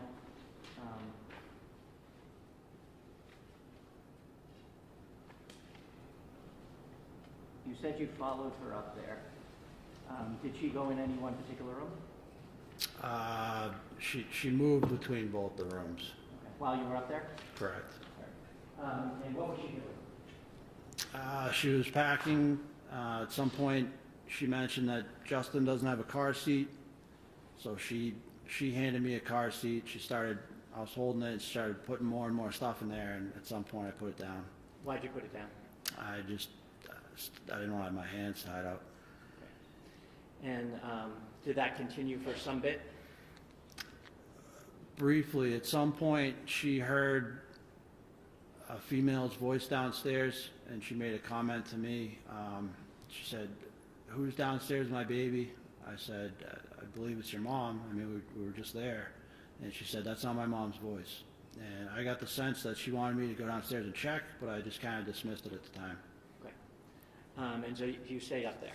I stayed up Do you there. remember which room that was in when you were having that conversation? That was right at the landing. So she had moved, I think she had moved back to her bedroom, and as she was coming across, she had mentioned it. And at some point up there, I'd found another handgun case. Okay. And where was that? I honestly couldn't tell you which room it was in. Okay. And did you look into it? I opened it, and she saw me open it, and she said, "I already told you they're in the basement." Okay. Was there anything in it? There was nothing in it. At some point, was your attention drawn downstairs again? Correct. Okay. Can you tell us about that? Yeah. So at some point, Justin came. Kelsey heard his voice, and she said, "I don't want him in the house." And at that point, I thought the only thing that was going to escalate the situation is them two in the house together at the same point. So I wanted to help Kelsey out, so I told her I'd go tell Justin to leave. Okay. Where were you when this conversation happened? Between me and Kelsey, we were still upstairs. Okay. And was Officer Nunan also with you? Yeah. So did you go downstairs? I did. Okay. Officer Nunan stay up with Kelsey? Correct. Where is she at this point, if you remember? She was either in her room or at the landing, but I couldn't be certain. But when we had that conversation, we were at the landing. And Okay. You went downstairs? Correct. And what did you do when you went downstairs? So when I went downstairs, I only saw Lieutenant Daly, the mom, and I told him, Kelsey doesn't want Justin in the house. And he said, "All right, Justin's," I don't know if he said he's in the basement or he's coming up from the basement. He said, "Just go to the basement and tell him just to wait outside." Okay. So where'd you go? I walked past Lieutenant Daly and Kelsey's mom through the kitchen where the basement, the top of the stairs is, and I opened that door. Could you see down? So the lights are off. I flicked the light to turn the lights on. Lights didn't turn on.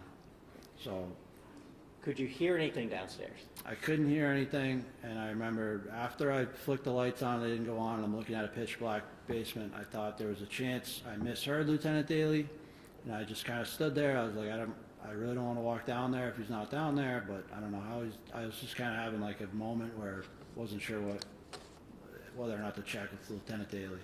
Okay. Did something happen at that point? Yeah, so at that point, I heard Officer Nunan yell, "Kelsey," and then I heard 2 gunshots. What did you do? I ran back the way I came. At that point, it was only Kelsey's mom. She was still in the living room. Lieutenant Daly was gone. He'd already gone upstairs, and I started making my way upstairs. Okay. When you were making your way upstairs, could you see anybody at the top of the landing? I could see Officer Nunan. And what happened as you went up? So, I mean, I knew it was gunshots. I came over the air and I said, "Start medics." I don't know if that got caught or someone else was calling at the same time, but I had my pistol out and I was going up the stairs. I saw Nunan and I said, like, "Do you get up there? What was that?" And I can't remember exactly what he said at that point. Can you give us the gist of what he said? At that point, he said, yeah, he looked like he was still in shock. He said, yeah. So I kept moving up towards him, and as I got closer to him, I was like, "What just happened?" He said, "She pulled a gun on me." And we talked about it later, but at that point, that's what he said. That's fine right there, actually. Okay. Just didn't want anything further. Okay. Thank you. Do you remember the exact words he used? So the exact words he used would be after the FD and we had gone into the other room and spoken. But at that exact moment, that I don't even. What's the basis? So I'm not. I guess it's that it's a vague question because I don't know what he's referring to in terms of what conversation, how long is it after the incident, what's the demeanor, what's the purpose of it being offered for. There's a lot to unpack here.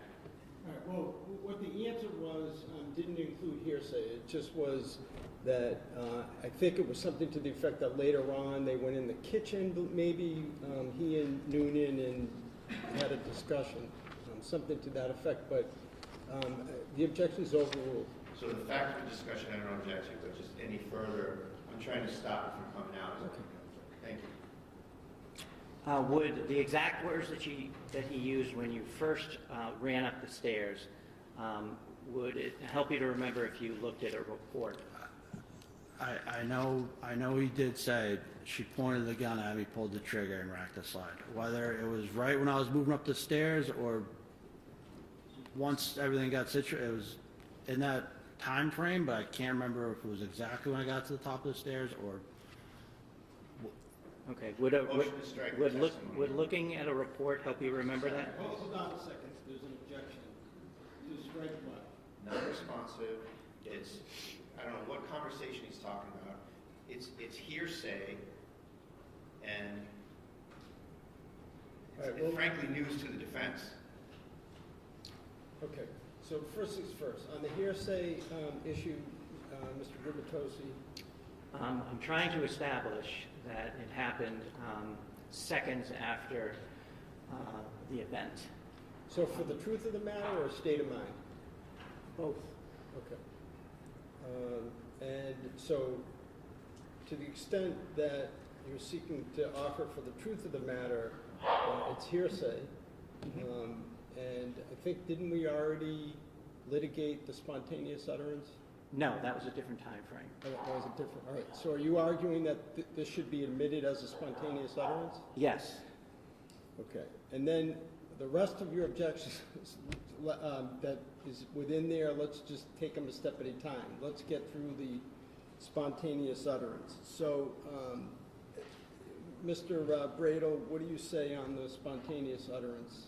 So I think there's certainly a lack of foundation, Judge, where there's been two different overlapping statements that are referenced here. I don't know where they're going back to here. It needs to be clarified foundationally what happened before the statement, how long after the shots it was, what were the circumstances of that particular first statement they want to try to reuse. So That's what I asked for. I agree with Mr. Grado that it's the foundation right now, and it's not the witnesses, it's no its fault. The foundation right now, to me, is confusing because he's having trouble remembering which conversation. And I do understand that. That's why I'm looking to approach with the report. Okay. To refresh his memory, yes. All right, well, why don't you do that, and we'll take it a step at a time. Just going to ask you to look Just so you know, for right now, I'm not going to strike the testimony because it can come in for state of mind. The issue is whether it comes in for the truth. Thank you.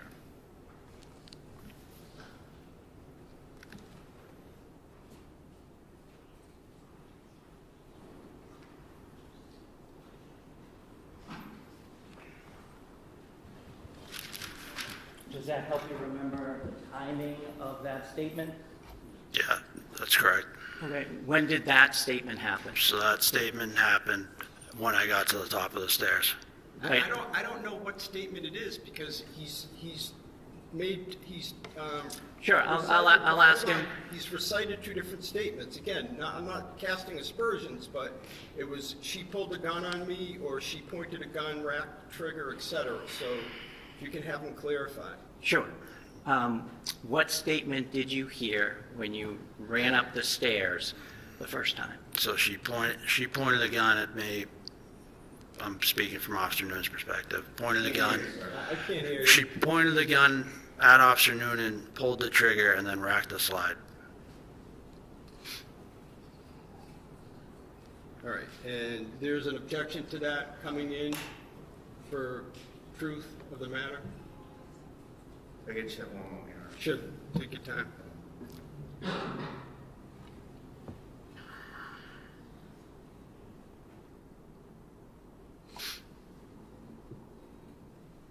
Judge, there's still a lack of foundation here, Your Honor. Now he's saying something different than what he said 2 answers ago about what the statement was. So this is, in terms of any sort of a reliability preliminary finding of any of this, it's all over the place. He just said something completely different than what he said before. He's now clarified it, so we're beyond that. And so he's now has identified the statement, identified where it was made, when it was made. There was some mention before about the declarant state of mind. So I guess what I'm politely saying is you need to move beyond that. So now the issue for me is, does that statement come in for the truth of the matter? And Judge, I think that I'll reiterate my arguments from the earlier discussion about the other excited utterance statement, Your Honor, that this isn't like a domestic violence situation where someone is, you know, a battered woman or something where the time frame is much more flexible. And in this situation, you have an officer-involved shooting that happens. Another fellow investigating officer comes right up there, and there's a huge motive to fabricate immediately, Your Honor, that something happened that covers the officer, covers the shooting officer, versus being under the influence of the event so that you're not fabricating. There's an immediate impulse here that this officer has to cover his future. He has to cover his conduct right away. There doesn't need to be much time to realize that from an officer who jumps the gun, from an officer who panics and shoots someone in the wrong circumstances. That's something that would immediately happen. And particularly where there's no surrounding corroboration, where there's no attempt by the government or no testimony from Noonan that this happened. This is something completely different, that the statement happened, I mean, that this interaction with Houston happened. There's extremely unreliable circumstances. If that really happened, Noonan would have testified to it. If that really happened, the government would have given me discovery on it. If that really happened, it would have been corroborated. So, All right, so the discovery, the lack of discovery or argument is a different matter.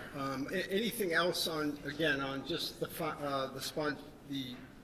Commonwealth's assertion that it qualifies as a spontaneous utterance? no, Your Honor, just the notion that it's not a domestic violence situation. It's a situation where the motive to fabricate immediately arises.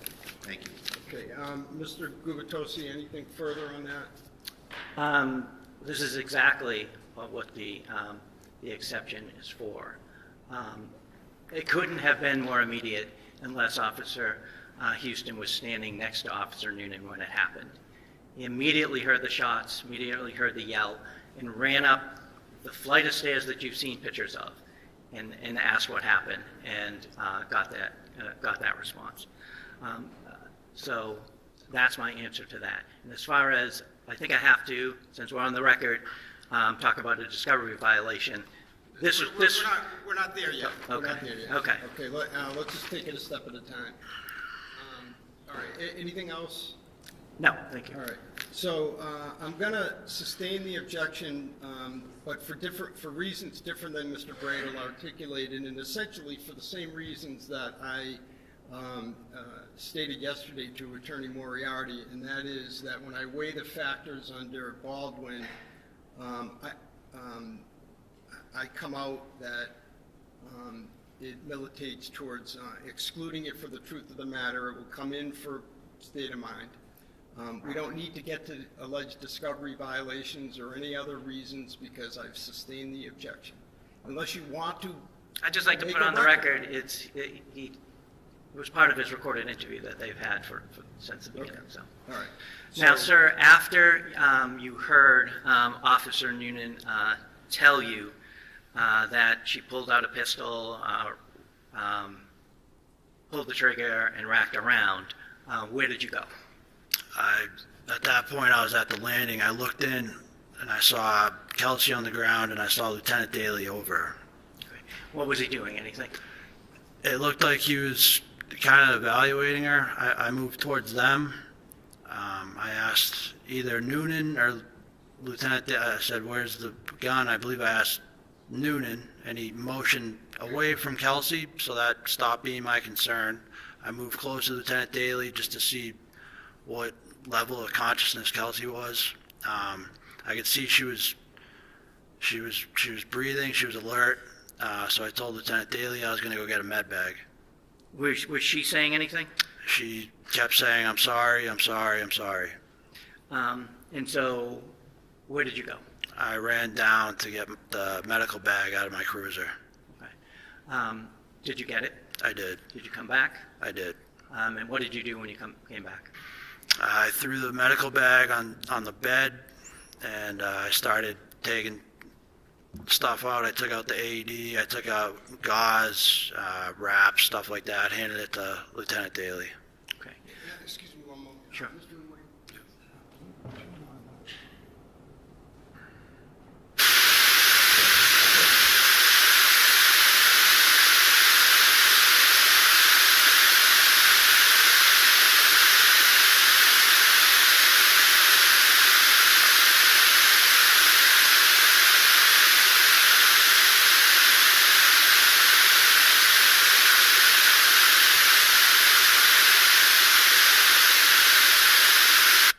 Thank you. All set.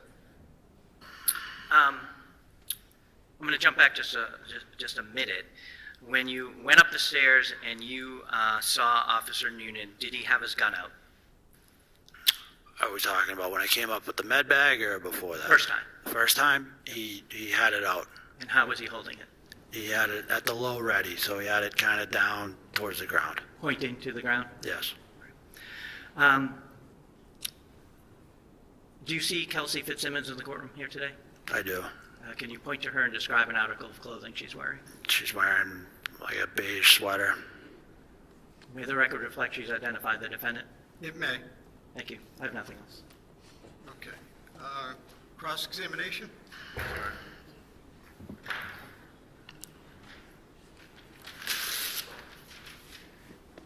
Good afternoon, sir. Good afternoon. You said that Ms. Fitzsimmons initially exhibited a lack of certainty, or that she was unsure why you were there, correct? Correct. And how was that manifested? She just looked surprised. Her eyes were wide. She didn't, I mean, I guess that's the best way I could describe it. Now, you were with her for a good amount of time during this interaction, right? Correct. And it's true that she tried to kind of get you away from her a couple of times? That's what I believe, yes. She gave you the baby and said maybe go out on the porch and or take him for a walk? Correct. And then she also put some, tried to put some things in your hands and asked you to take them downstairs? She didn't ask me to take them downstairs. She just put them in my hand. And where did that occur? On the landing. Upstairs? Upstairs.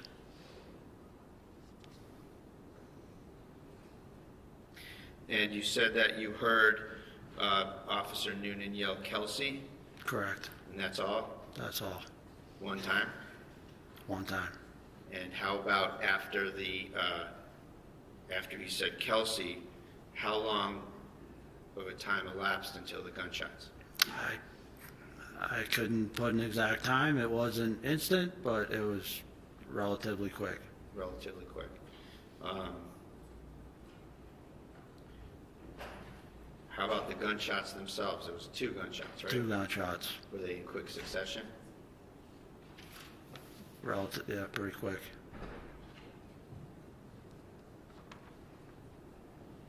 And you said that Ms. Fitzsimmons said, "I'm sorry, I'm sorry." Correct. Did she say, "I'm sorry, I tried to kill myself"? She did not say that. Okay, just, "I'm sorry"? I'm sorry. 3 times. Now, was there a plan before this to section Kelsey? No. You mentioned that you had known that she was sectioned before, right? Correct. And that was several months prior, wasn't it? I don't know exactly when it was. Okay, so it's fair to say that you don't really have any grasp of the details of that incident, do you? I do not. And you don't know whether it had anything to do with the police or not, do you? I know there was police there, but I don't know the circumstances of what happened. Okay, so you don't know how long it was? No. And you don't even know whether she was in fact accepted as a Section 12 commitment, do you? No idea. And so, do you know the difference between having forms filled out to be looked at under Section 12 versus being accepted and committed under Section 12? Yeah, so I didn't want to, like I said, I was invited to her wedding. I was friends with Kelsey. No, that's not my question. Okay. I asked you some stuff about Section 12. I know if you get sectioned, you're going to be there for probably 72 hours, and you can't leave. And do you have any idea whether that happened in March? I have no idea. So it's fair to say that other than kind of the notion floating around in your department that she was sectioned, you really have no information whatsoever about it, isn't that right? No, I didn't want to know.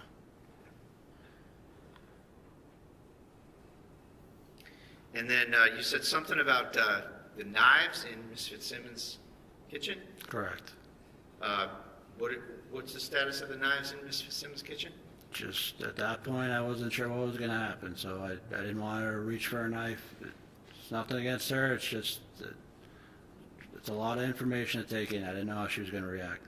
Okay, so was there something strange about the knives that were in her kitchen? No, it's just a weapon in the kitchen. So when you're serving one of these things, anything can be a weapon, right? Any normal household product item can be a weapon, right? I wouldn't say anything. A lot of things. How about that? Yeah, let's go with that. And in this case, there were knives in her kitchen. Is there anything more to it than that? No, that's it.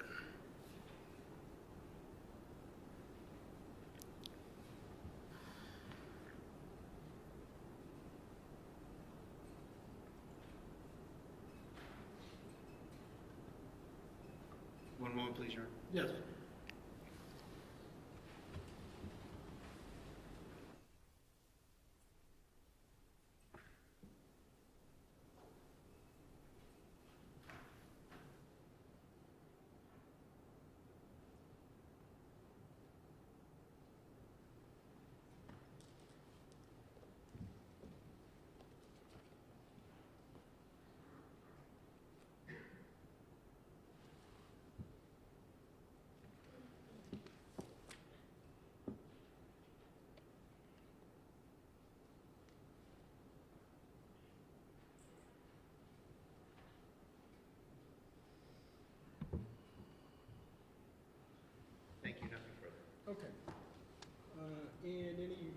redirect?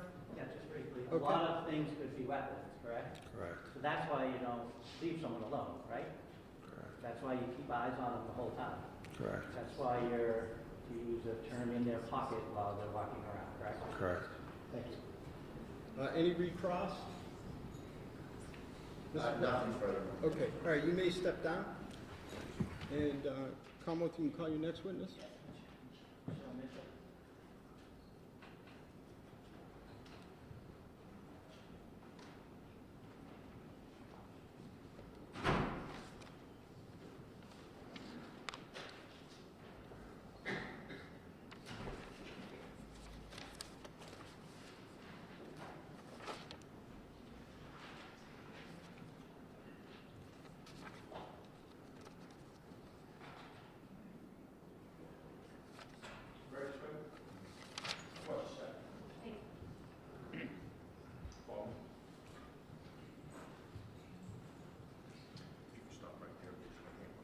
Could you raise your right hand? You solemnly swear that the testimony you're about to give in this cause now in hearing shall be the truth, the whole truth, and nothing but the truth so help you God? Yes. Thank you. Step up right here, try to keep your voice up nice and loud, speak directly into this thing, pull your chair out, so the judge can hear you. Okay. How are you? Good afternoon. How are you? Good, thank you. All set. Could you please state your name, spell your first name and your last name? Yes. My name is Michelle Mitchell. Michelle is M-I-C-H-E-L-L-E. Last name Mitchell, M-I-T-C-H-E-L-L. And what town do you live in? I live in Ipswich, Massachusetts. What do you do for a living? I'm a correctional officer. I didn't hear that. I'm a correctional officer. Oh, correction officer. And how long have you been doing that? 8 years. In Middleton? Yes, Do you know Kelsey Fitzsimmons? I do. How do you know her? We were coworkers, and we eventually became friends. Now I'm going to jump ahead in your relationship. Well, when did you meet her? Do you remember? The end of 2021. At some point, you knew she was getting married. Yes. Were you going to be part of that? Yes, I was a bridesmaid in their wedding. I'm going to turn your attention to June 30th of 2025. Do you recall that day? I do. At some point, did you have a conversation with her? I did. And was that over the phone? Yes. And can you tell us about that? Yes. We talked on the phone, and she was driving around North Andover, and she was crying, and I heard her baby crying in the back seat. Did she tell you why she was crying? She said that she needed Justin. Any more than that, or was that the gist of it? That was the gist of the conversation, and then she said she had to pull over to feed the baby. Now, where were you when you had that conversation? Do you remember? I was in North Andover driving around trying to meet up with her. Did you ever meet up with her that day? I did not until I saw her later in the hospital. You, where did you go? Did you stay in North Andover? I did, and up until I went to the hospital after she was shot. Okay. Where did you go in North Andover? Anybody's house in particular? I went to Hunter's house. Okay, and who is Hunter? He is a friend of Justin's. And Justin Alain? Yes. And who do you know him to be with regards to Kelsey? He is a coworker of Justin's and also a friend of his. Oh, I'm sorry, Hunter. I meant of the defendant. Who is Justin in relation to the defendant? Oh, sorry if that was unclear. That's okay. Justin was Kelsey's fiance. Okay. Was anybody else over Hunter's house? Yes. Who was that? It would be me, Justin, Katrina, myself, and Justin's sister, Courtney. And who is Katrina? A friend of Kelsey Fitzsimmons. Was she also in the wedding, if you know? Yes. And without getting into the conversation that was being had between the half dozen of you or so, do you know if Justin made a decision to do something? Yes. What was that? He was going to go to the Lawrence courthouse to file a restraining order, 209A, and also get temporary custody of the child. Okay. And at any point did you see the defendant in the area of Hunter's house? Yes. Can you tell us about that? Yes, I witnessed her drive by Hunter's house. Okay. Thank you. I have nothing else.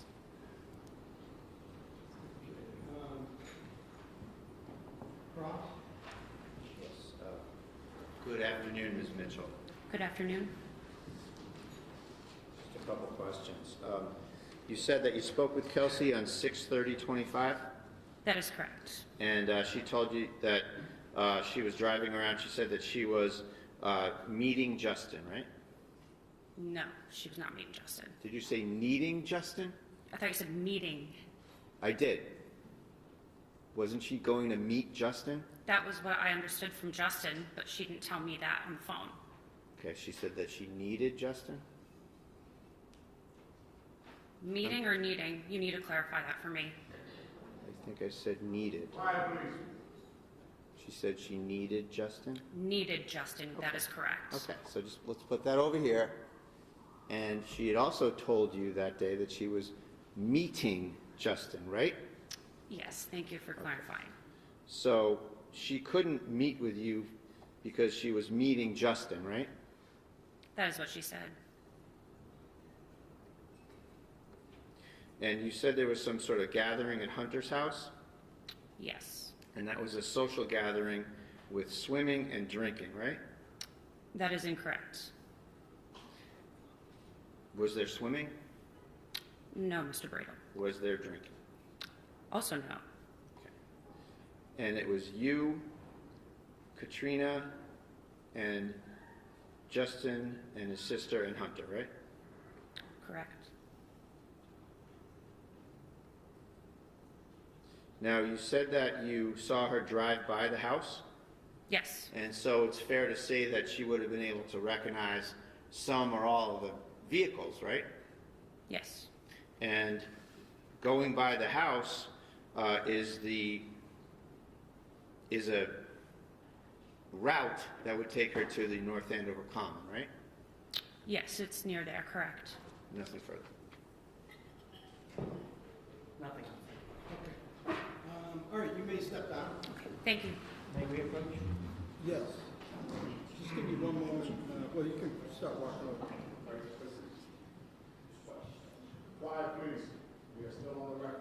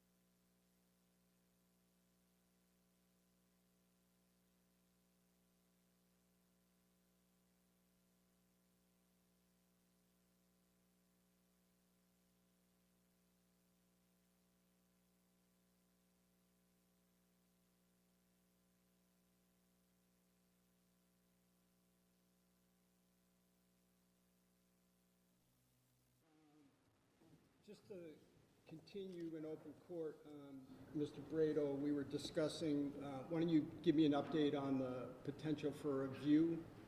Yes, Your Honor, thank you. We did get some kind assent from the folks that live there, and it's it's something that we can do. And I would say that, you know, in a bench trial situation, we're speaking directly to the fact finder, and we have moved for the view. In the final analysis, I rely on the court's discretion and Your Honor's discretion as to whether a view in the final kind of look at things is helpful to the fact finder. So that's our position on that, and we think that judge will be in a position to end the defense case probably by the end of the day tomorrow, or in the afternoon tomorrow. Okay. All right. And as for, so would the view occur tomorrow? I think so, Your Honor, that if that's the case, we could do it tomorrow, or we could do it after the defense case. Okay. And Commonwealth, what do you say? Take no position. Well, here's the thing. You take no position, but as I kidded with you earlier, we're gonna need your resources. Sure. No, I'll take Okay. no position. I'd leave it up to you whether you think you need one. We would absolutely assist in any way we can. Okay. So here's the thing. I'm not going to take a position on whether I need one or not. What I'm going to do is allow the motion. You've requested it. Okay. And go there with an open mind, and thank you. We'll treat it like a view with the jury. You folks can point out things to me that you'd like me to remember. It will become part of the evidence, like it is in a jury trial. You know, my observations and the issue. I just need. I'd like to take a short break to just meet with the court staff, Mr. Wayne, and our court officers, just on the procedures that we'll use. As I told you at sidebar, I've never done a view in a bench trial. It's not something that we typically do, but I'm all for it. I want to talk with my staff for a few, not my staff, the staff, for a few moments, so that I can come back and we can perhaps get some planning done as well. Okay. So let's just take even a 5-minute break, and Mr. Wayne and our chief and our assistant chief, if I could talk with you for a moment. All rise. Which stands in a 5-minute recess. 5.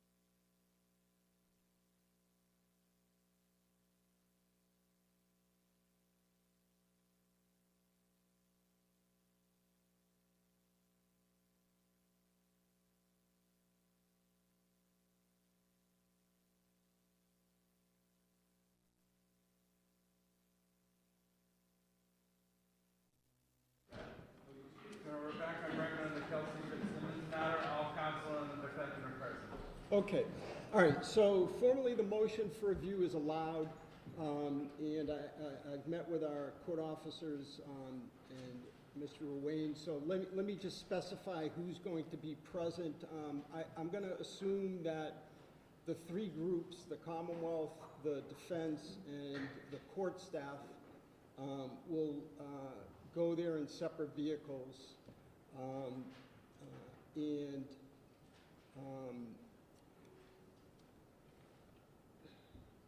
so we need to just work out a time, and also, frankly, we have to work out. So, let me back up. As for who goes inside the house to do the view, I'm sorry, all the folks in the back row, but perhaps it can be the four of you folks that Ms. Fitzsimmons, counsel, the trial counsel that have been here, Attorney Coakley, Attorney Bradle, and your paralegal. And I'm sorry, he said Mr. Bradle has told me your name 6 times, and I just keep forgetting. But I don't mean any disrespect to the other attorneys, but I can already tell from the photographs it's a small house, and then on the court side it will be myself, Mr. Ruane, our court monitor, if you'll be available, and some court officers. We'll take our own vehicle. I would ask that there be some kind of police escort for us so that we can do this quickly, and I'll also tell the media and our audience that this is not something that you folks will be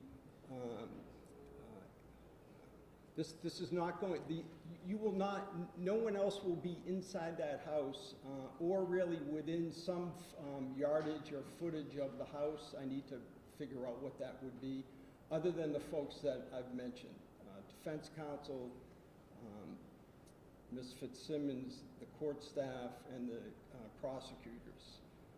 So I'd ask that the North Andover police, I'll give you some kind of a distance. I need to think about it, but that the North Andover police do what is or the state police do what they usually do during a view, which is typically shutting down the street or area to make sure that we can accommodate quick movement through there. All right, so that's where we're at. So I would just ask you folks to just work out a time. Let our either chief court officer, assistant chief court officer, Mr. Ruane know what the time that you want to go, and then what we'll do is if we're in the middle of a witness's testimony, we'll just break, go on the view and come back. And again, the expectations at the view will be just like we do during a jury trial. The attorneys it will be on the record in the sense of it will be recorded. Is that not live, but recorded? What? Yeah. It's a handout, right? So it won't be live, but it will be recorded, so there's a record of it. And the attorneys, like in a jury view, will just point out locations inside the home that you'd like me to, and even outside the home that you'd like me to make note of. All right, and we will go from there. Anything else? We spoke. We anticipate Thursday morning. Just to give you a heads up, we need a little time to. Oh, okay. All right, that makes sense. You anticipate Thursday morning. Okay, that's time. Just let her. Okay. All right. And does that work for you folks?